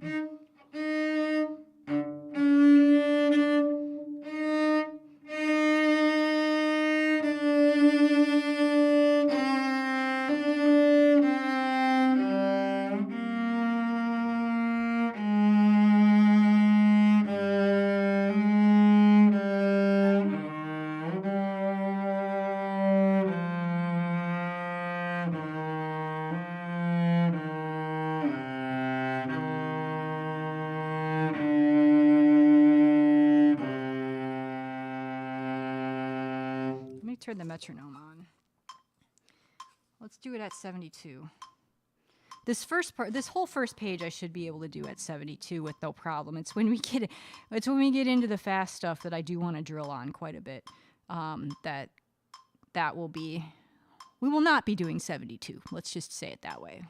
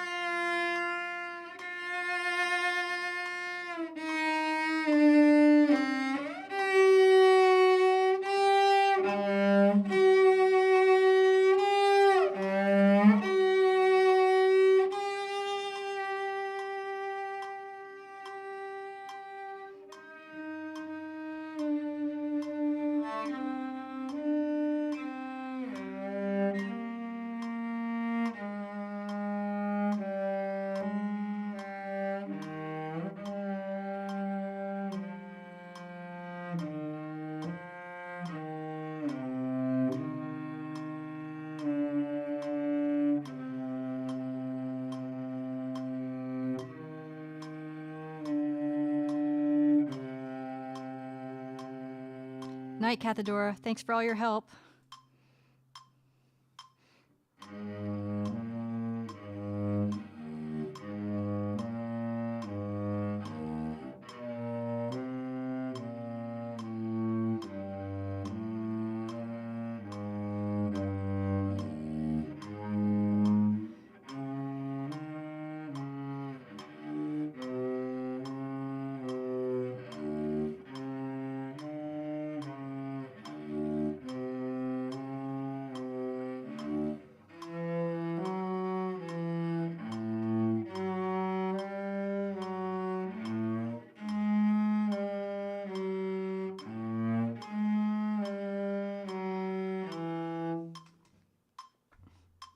I didn't set up my pedal properly.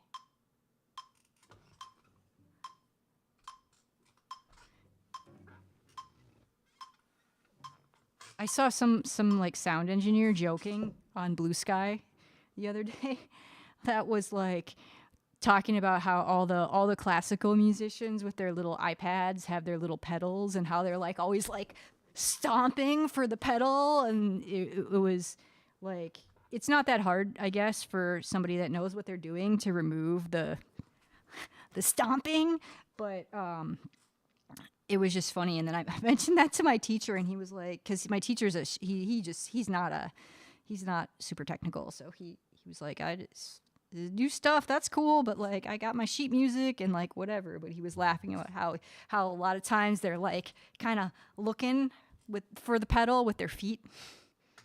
Anyway, I want to practice my page turn here. So let's go back to this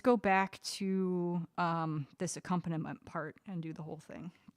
And let me turn the metronome down a little bit.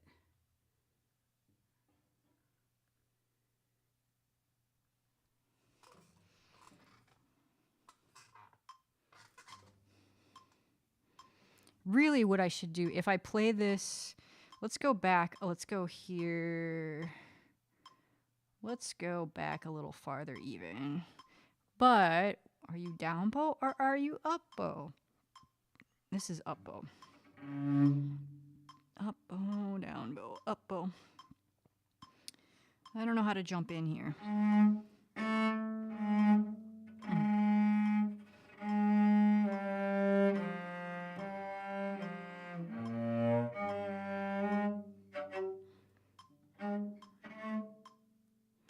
Oh, you're in tenor clef, so that's an E. That's...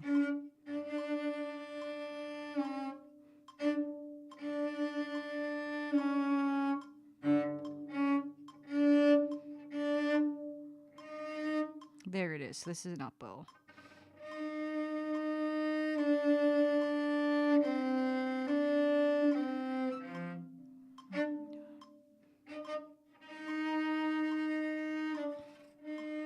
Wait a minute. Let's just go here. I don't know how to jump in. Let's see.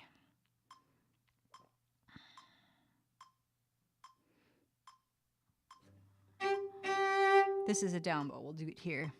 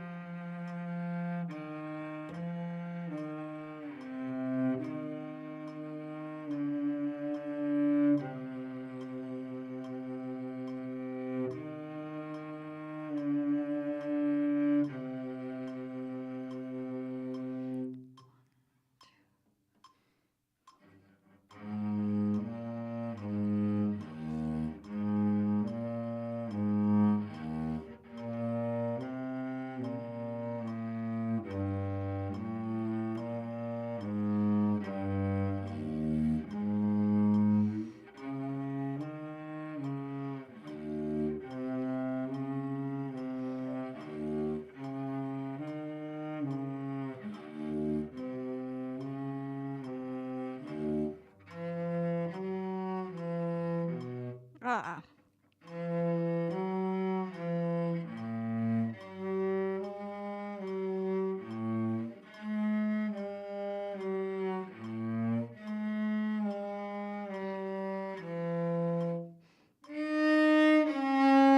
Ah, it's not on the one. It's not on the one. It's not on the one. So let's go here. Down bow. So I think this is down bow.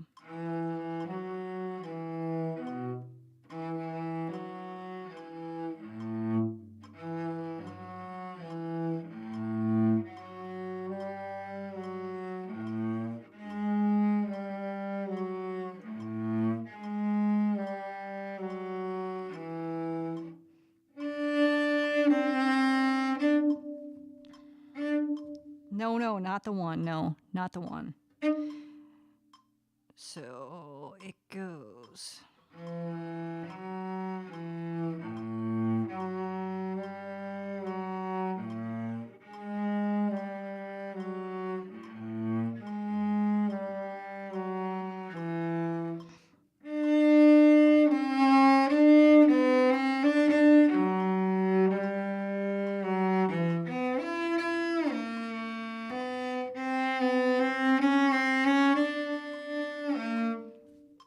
My tempo is all messed up. Gotta feel that 16th note rest. Yep. I'm trying. Let's turn the metronome up, because surely that'll help.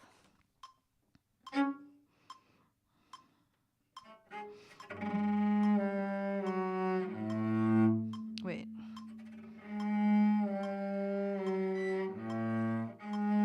No, this is down bow.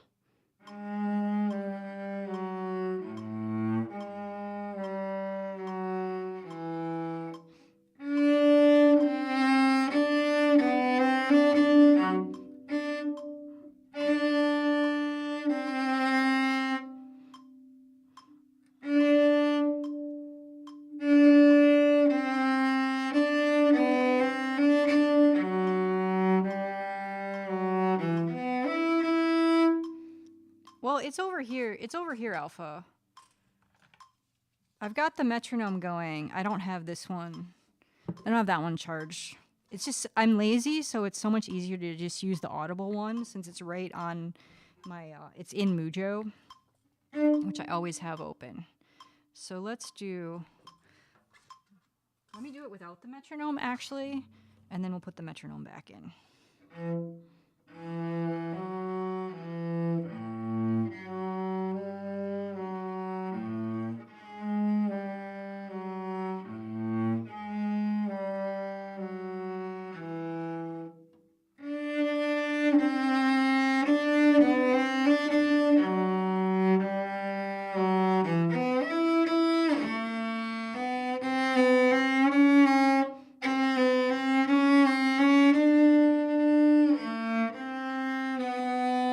I think that was right. I think. So let's do it this way. Da da da da da da da da da da da da da. My teacher says I need to sing more.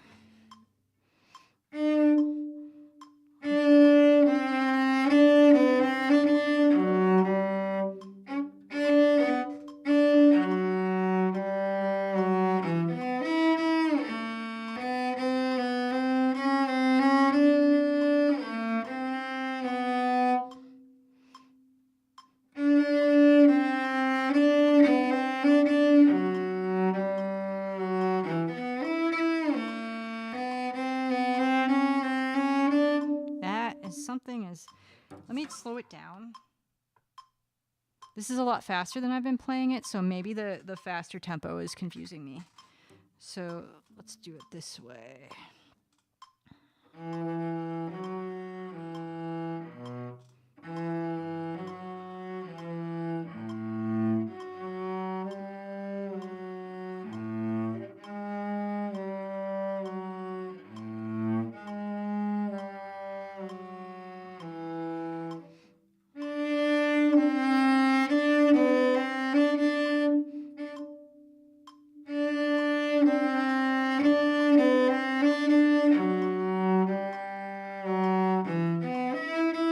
There's an eighth. I'm playing as a 16th, third finger D string.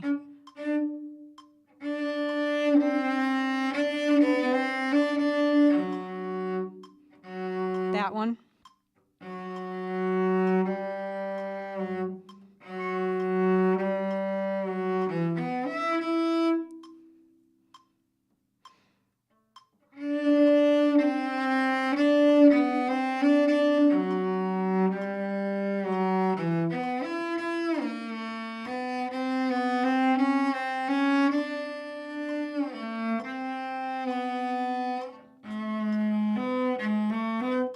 Right there. I think I got it. Let's go back. So let's, there you go, nailed it. Okay, cool, thanks.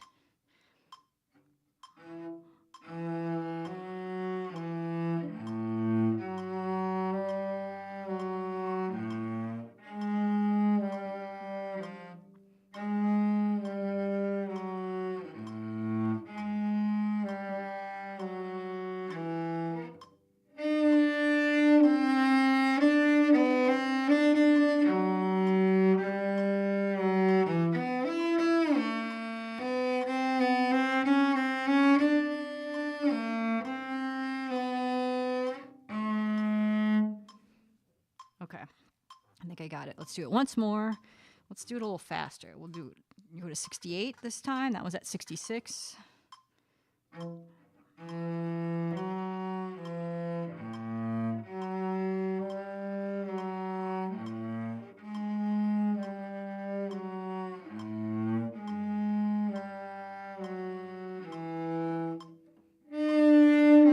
That was too long. Because you know how I know it's too long? Because I came in on a click. It should be in between clicks.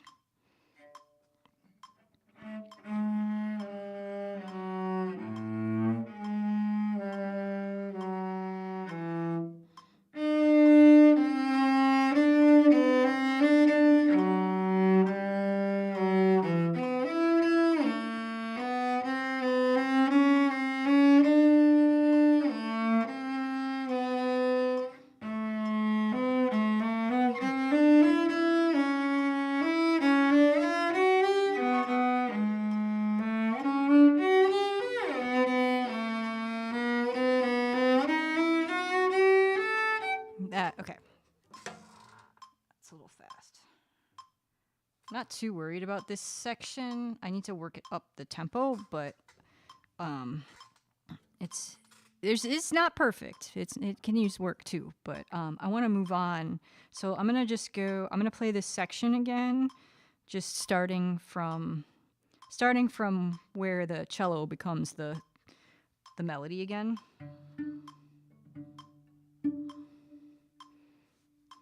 We'll lead in.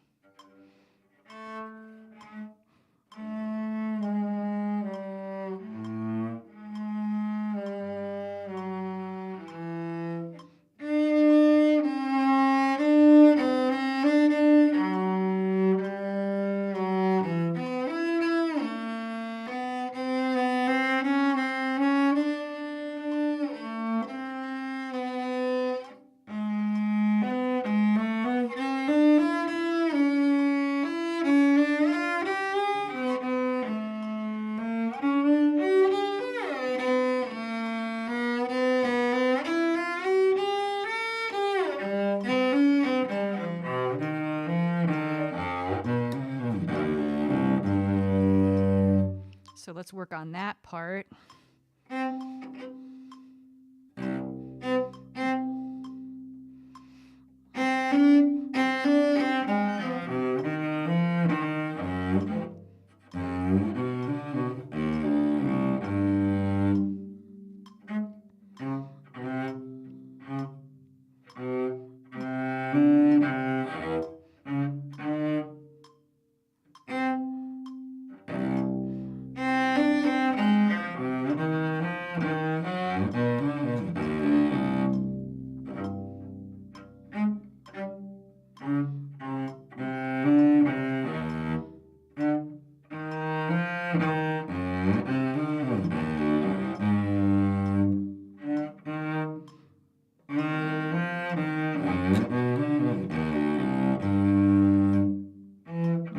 There it is.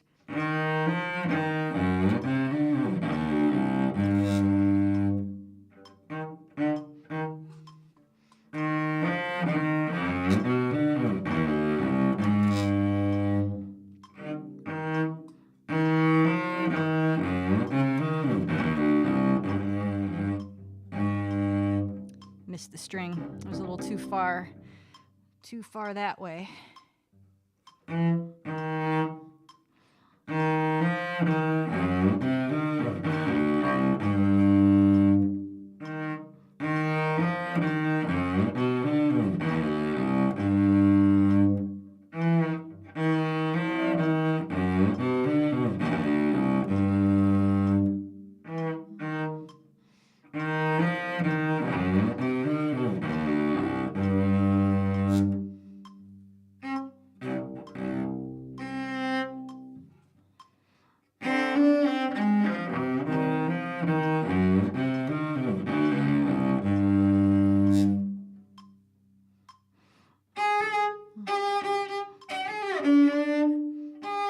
Let's go. I don't want to do that part yet.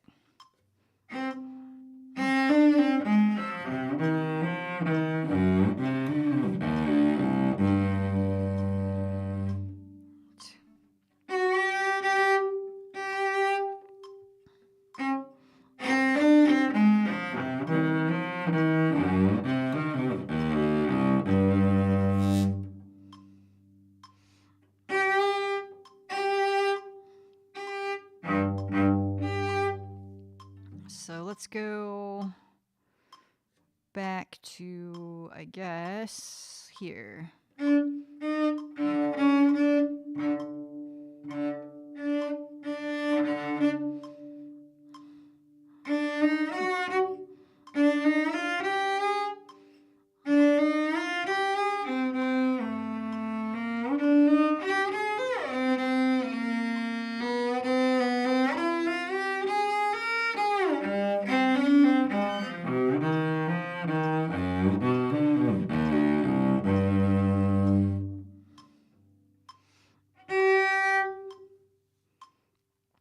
Okay, that's 66. Let's try 68.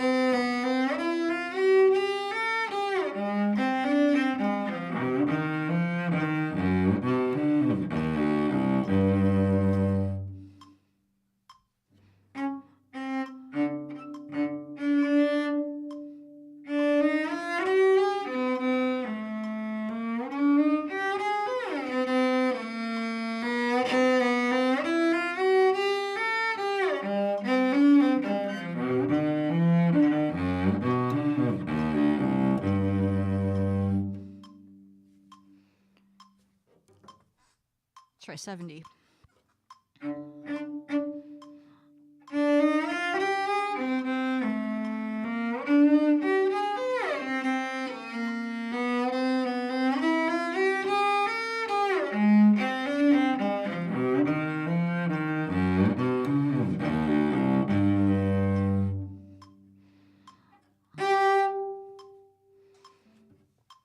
Okay, that's getting there. All right, so now I said we were going to drill on the hard part. So we're going to drill on the hard part. But what I'm going to do actually is instead of doing the hard part that we've been working on stream, I'm going to jump down I'm going to jump down to, if you're following along in the music, down to measures 38 actually, and work backwards a little bit.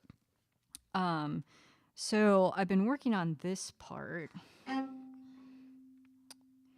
going to where I bet Lau might be following along with the music. So I'm going to go over to the C, where we go back into tenor clef. Let's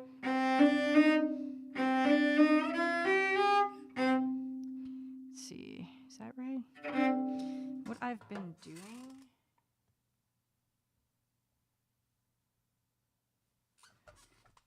is making this bigger.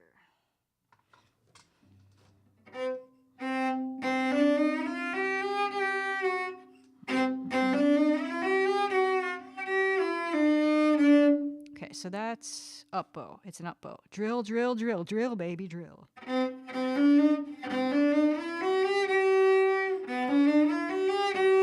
And these should be loud.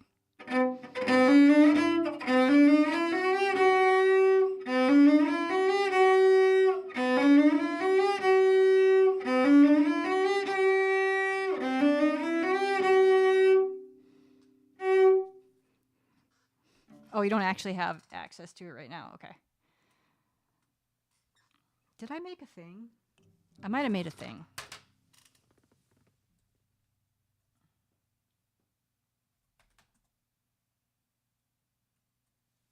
Maybe I didn't make a thing. I thought I made a thing, but clearly I did not.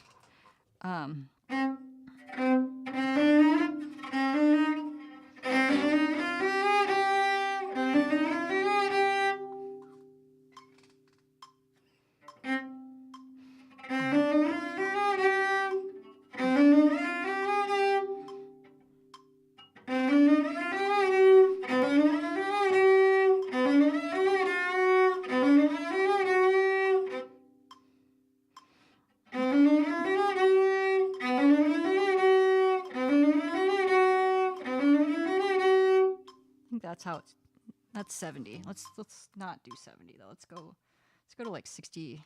It's 64.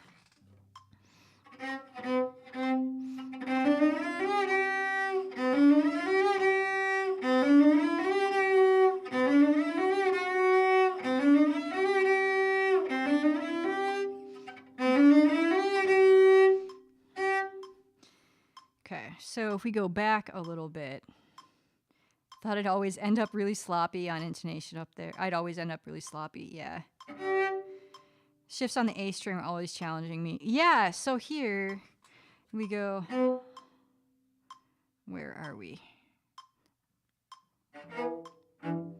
On that run specifically, yeah. And then if we go here, what are we doing? How do we get here? Oh, here.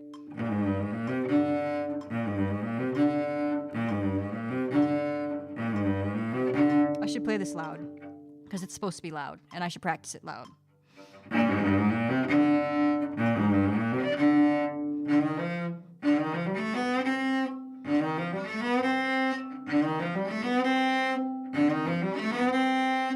I'm having a really hard time with that 1-1 shift to the C. And then, yeah, it's a whole thing.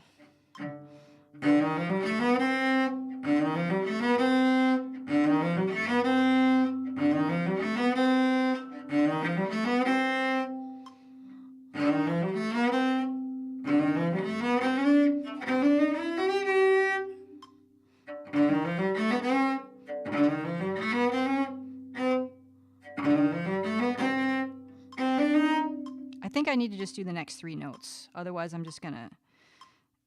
I need to do end there.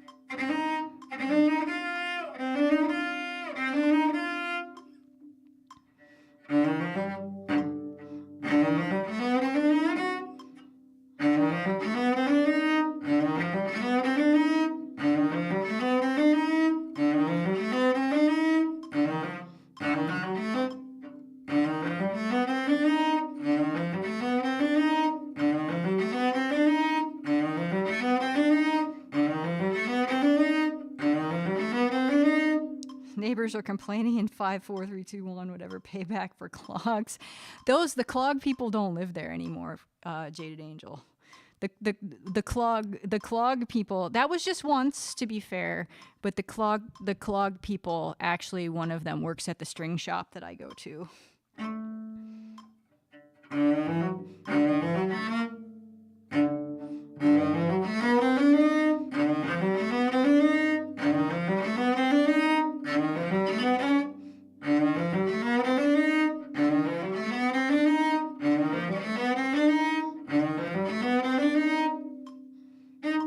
Night, Scotty. Thanks for hanging out. It's always good to see you. And have a great rest of your weekend. Okay, so...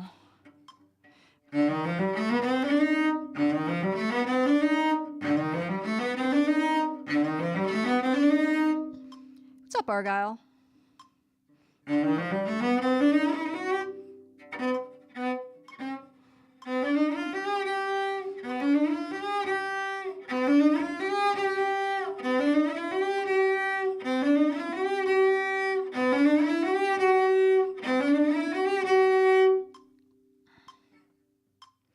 You studied much electronics or mechatronics? I have not. Just a little bit of like very, very basic like soldering and stuff like that in tech ed in middle school. Night, Jove. Thanks for hanging out. What's up, Roy? Oh, right. Easter is a thing that is happening this weekend. If you are celebrating Easter, I hope you have a good Easter. And if it's just Sunday for you, I hope you have a good Sunday.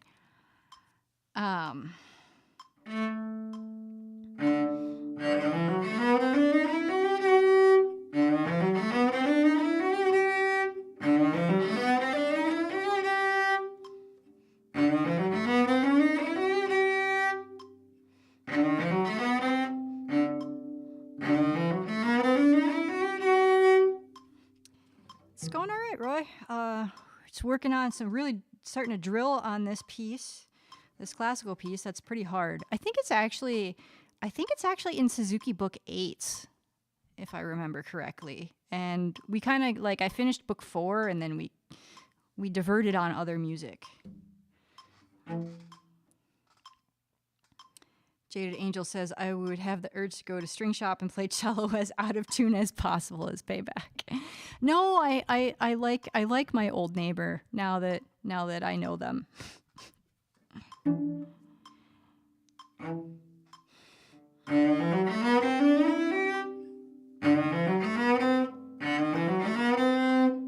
Four was where I stopped on Suzuki 2. Yeah. Oh, so actually, I have 2 book 5s because I have book 5 and book 6, and apparently I bought sometimes I buy like they're cheap, so like sometimes I would just go to the string shop. They're like $12 a piece or whatever. So I would like just buy. Oh well, if I'm gonna buy 3, I might as well just buy 4. Because I'm here, and they're $12. So I think I bought 2 book 5s. So I have 2 book 5s that I'm not using either of them.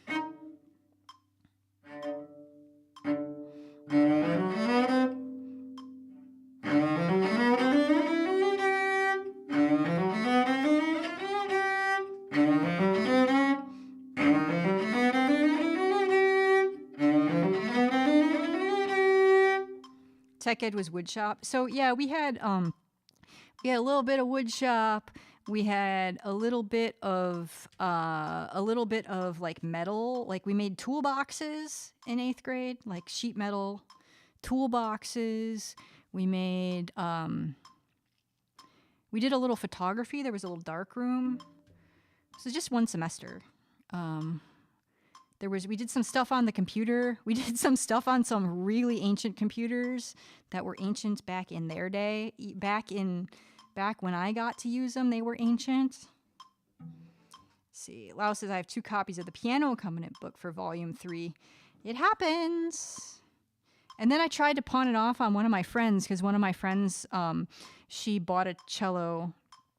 And like she played in high school and then hadn't had access to a cello, so she hadn't played since high school, and bought a cello and started getting back into it. And I was like, "Do you want my book 5?" And she was like, "No, thanks, I've got one." And I was like, "Darn it! I can't even give this away. I might donate it. We'll see."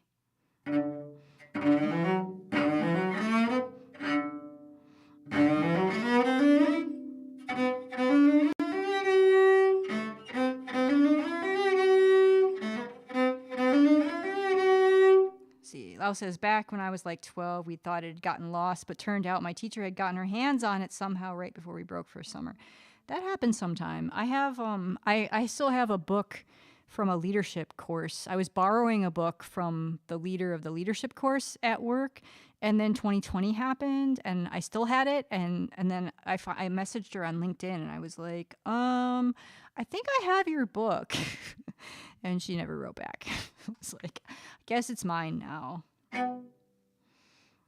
See, Jade Angel says, I got forced into special ed gym. I wanted choir. I'm still mad. Yeah, I could see that. I could see that being, especially since you're so into music, that would be frustrating. Very frustrating. Let me play this louder.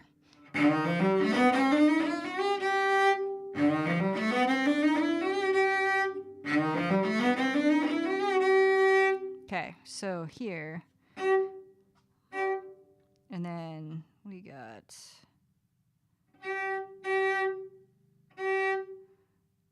down bow, up bow, down bow.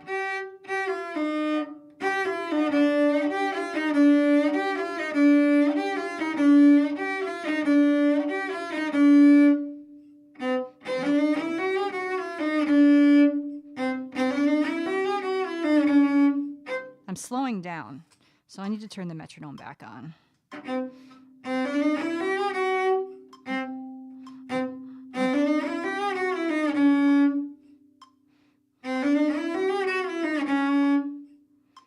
It's not very in tune. I know that.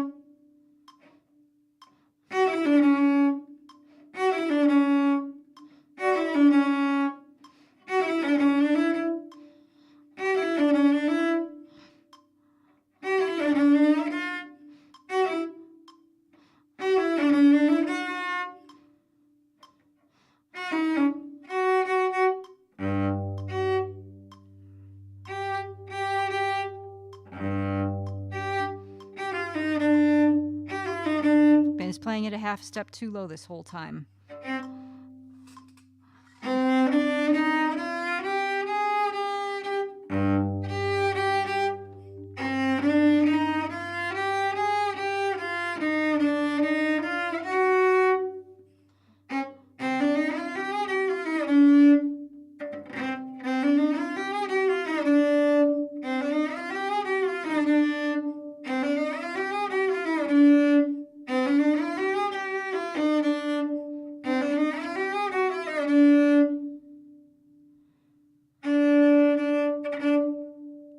Except your up bow.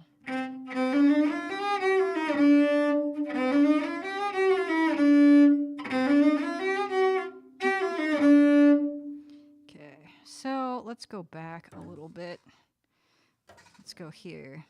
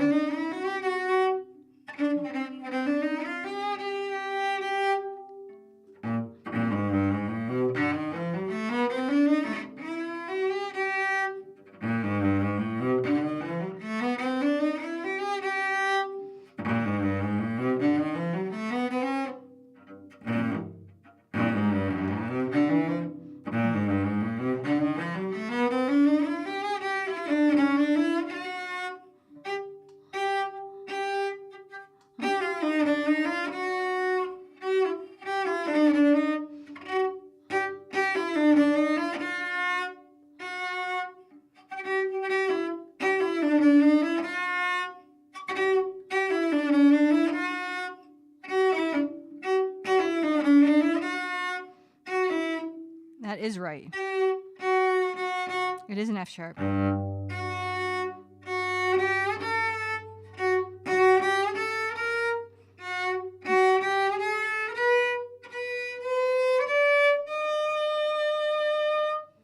That's how it ends. And we go back to the main melody.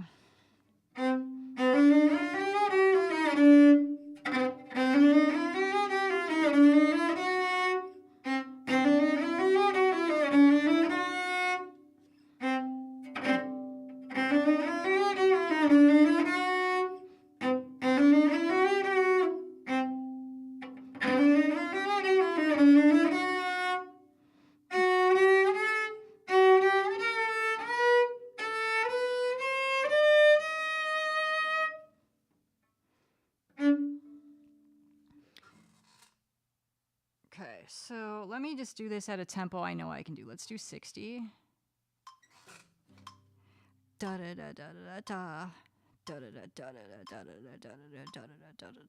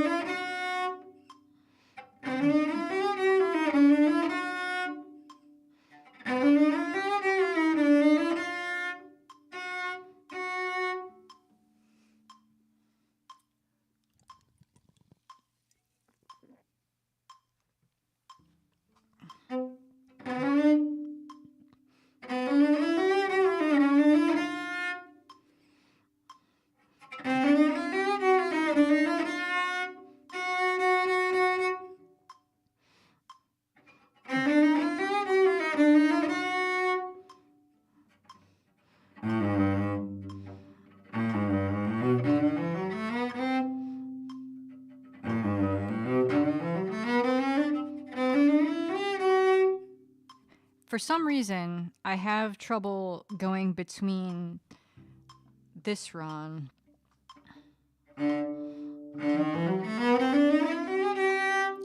That's where I have trouble, is in the middle of those two.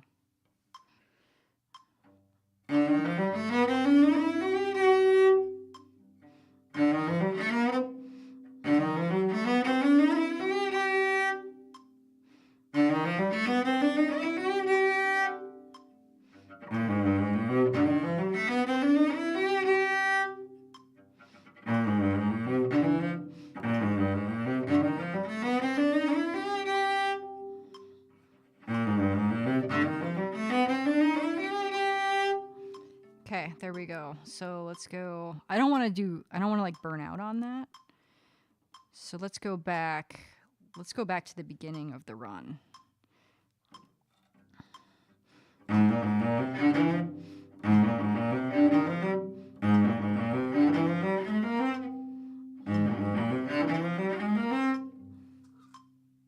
Let's do 64.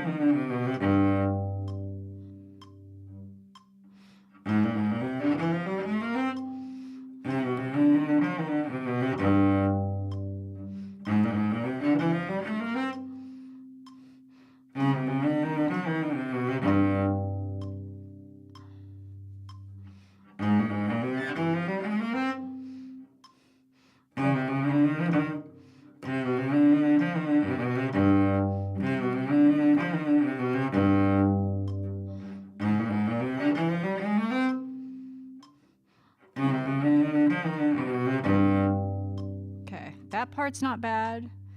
We're at 64. Let's try 66.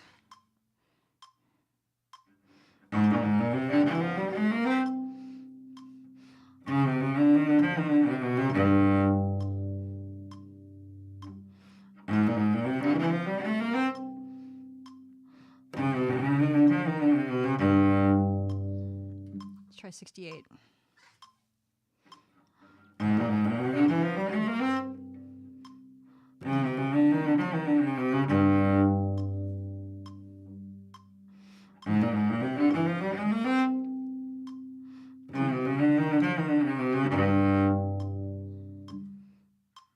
Okay, let's take it back down to 64. Let's work on this next section. Let's actually turn that off for a second.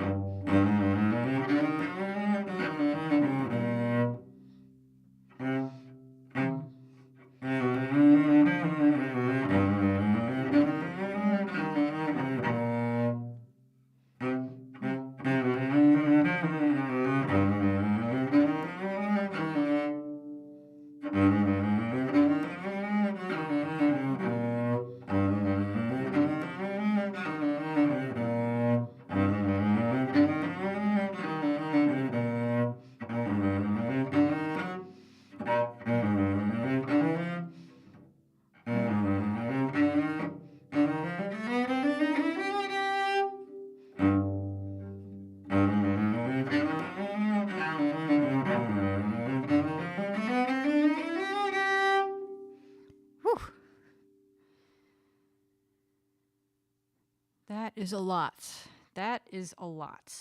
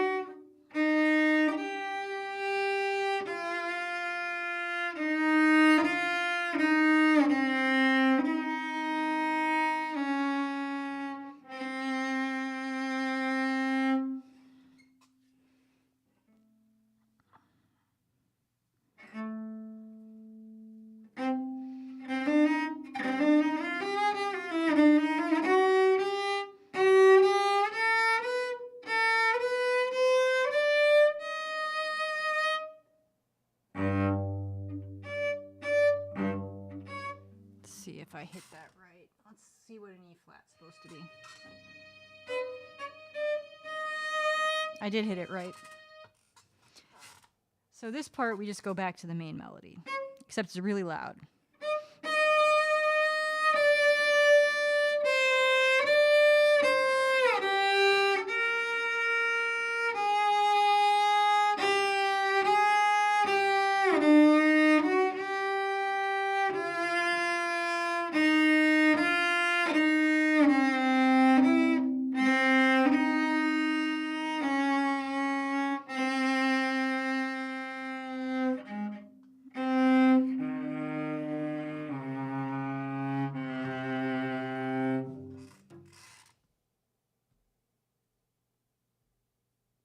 This entire section is very definitely a lot, but an incredibly powerful build up to the climax once you get it down. Yeah, I mean, it should go.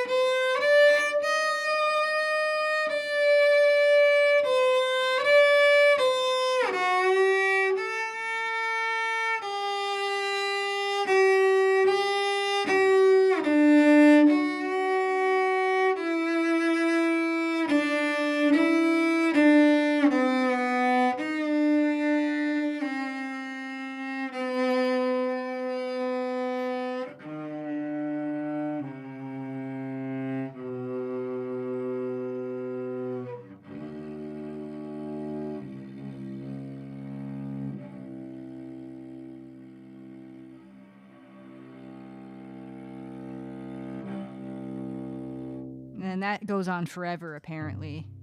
That's C. And then we have stuff that I don't know how to do yet. So I got to remember to ask my teacher about this section, this last section, because it starts.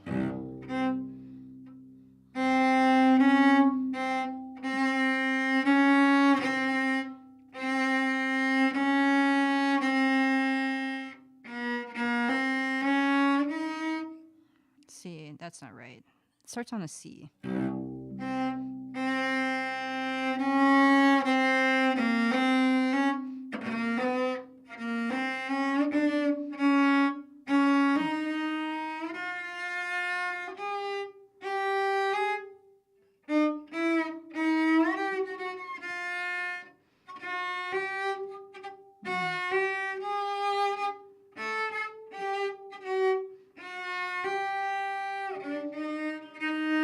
I don't know how it goes.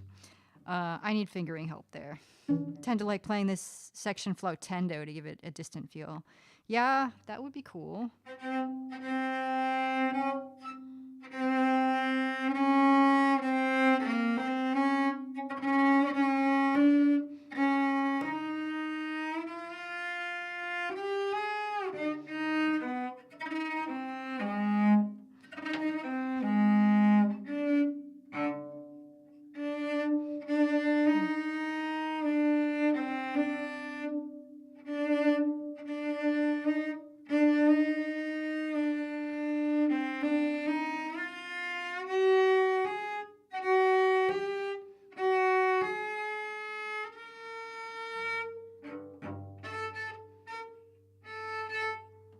Those aren't the right notes. It's something like that.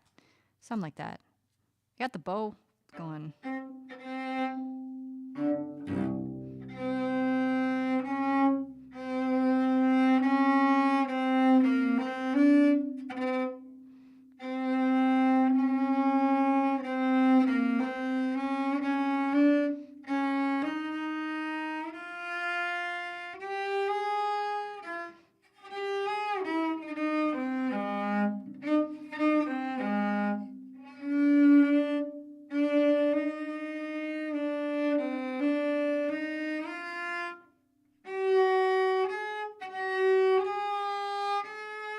Yeah, something that's not right, but I'll if I get some fingerings, I think that'll help. I watched a video of somebody playing. There's some really nice performances on YouTube, but at the same time, the way like they're not shot the way that I would like to see them shot. But I take issue a lot of times with live concert video because like I trade concerts, like live concerts, or at least used to. I'm not actively training anymore, but specifically garbage concerts mostly, but other things too. And some people prefer pro shot and some people prefer audience shot. And I definitely tend to prefer audience shot because I like I like to see a little. I don't like to be like some of the pro shot ones. They like get all up in like where the like way close ups into like the singer or whatever. Is like no, like I want to see at least 3/4 of the singer's body when they are singing. I don't want to be all up in. I don't want to be all up in here. You know, I want to see. I want to see a little bit more of I want to see a little bit more. I want to see a little bit more of the band. So I don't want to be like constantly all up in there, you know? Blah, blah. Laos says, yeah, performance videos shot and edited for general audiences are terrible for observing a musician's technique. Well, and just not even that, like, I don't enjoy it. Like, there's some garbage shows in particular, like, that were shot, that were aired on TV or whatever. And, like, I think there's, like, maybe I don't know if it was one of the Glastonbury ones or one of the big festivals was aired, and it's like, they're all, like, all up in there, and I'm like, I don't need to be that close to Shirley's face. Like it's cool. It's cool. Like let's back away because I get it's honestly it's disorienting. I think that's one of the big things is because you're so zoomed in that I find it very a disorienting experience. It is very unpleasant. Very unpleasant. So it's not even but like just not even to watch somebody's technique, but just to like I don't know, it's like I'm not like all up in there when I'm at a show. So I don't like, I want to see details, but I don't want to be that close. I need I need a little bit more context in my shot, you know? Anyway, let's try, do we want to like, let's go back here. I'm going to do this one more time, I think. The end of the first page.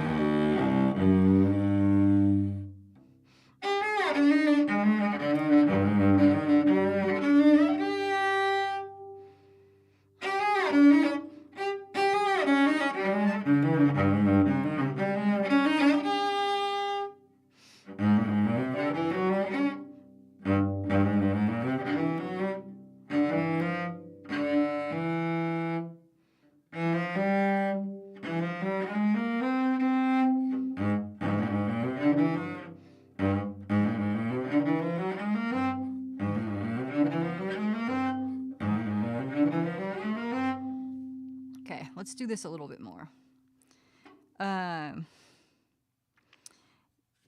You don't want to see every hair on her face. I don't want to see, I just don't need to be that close. But yeah, there's definitely a lack of professional videos that you actually see the entire ensemble in context for sure. Like most of the time, not 10% of the video. Yeah, it's super annoying. Super annoying.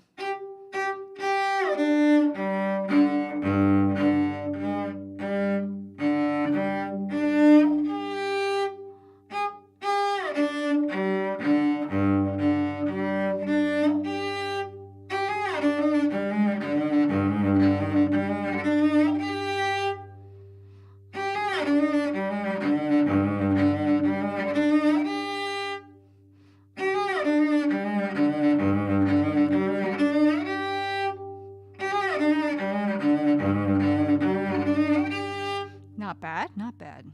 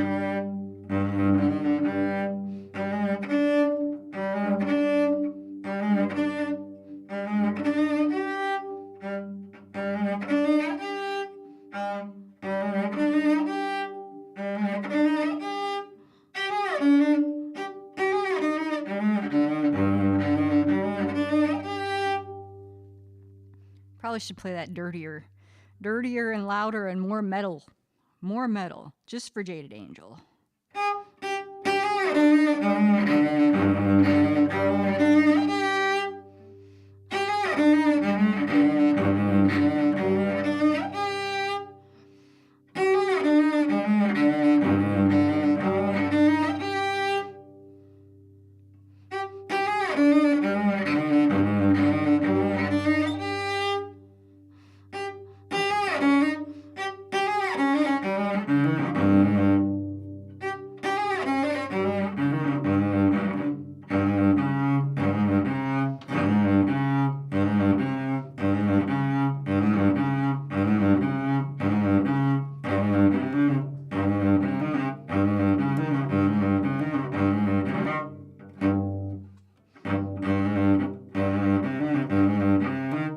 Except it's up bow. No, that's down bow.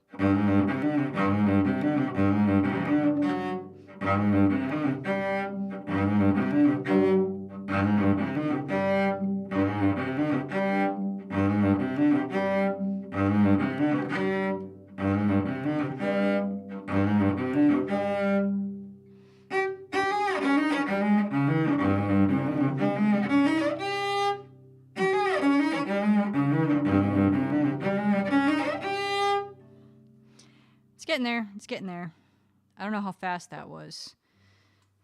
I am getting tired though, and I want to raid into DJ Vegan in Black. So let's call it. I think she's going until 11. She usually goes a little after her announced time. But we're gonna go say hi to Marcy. DJ Vegan in Black, who I mod for. It's also, I find it very convenient to go raid people that I'm also going to be modding for. Thank you everybody for hanging out. Very much appreciate all of you. And let's go do the thing. Oh, and hang on. Don't, just copy the non-sub raid call. Cause I gotta fix that. I even made a reminder for myself to fix the raid call, but did I do it? No, just grab the non-sub raid call, everybody. Thanks for hanging out. Make sure you go follow Hammy, go follow Cathdora, go follow Learn Music. Who else did I see in chat that's a streamer? I think those are the people that I know about, that I remember. Anyway, let's go do the thing.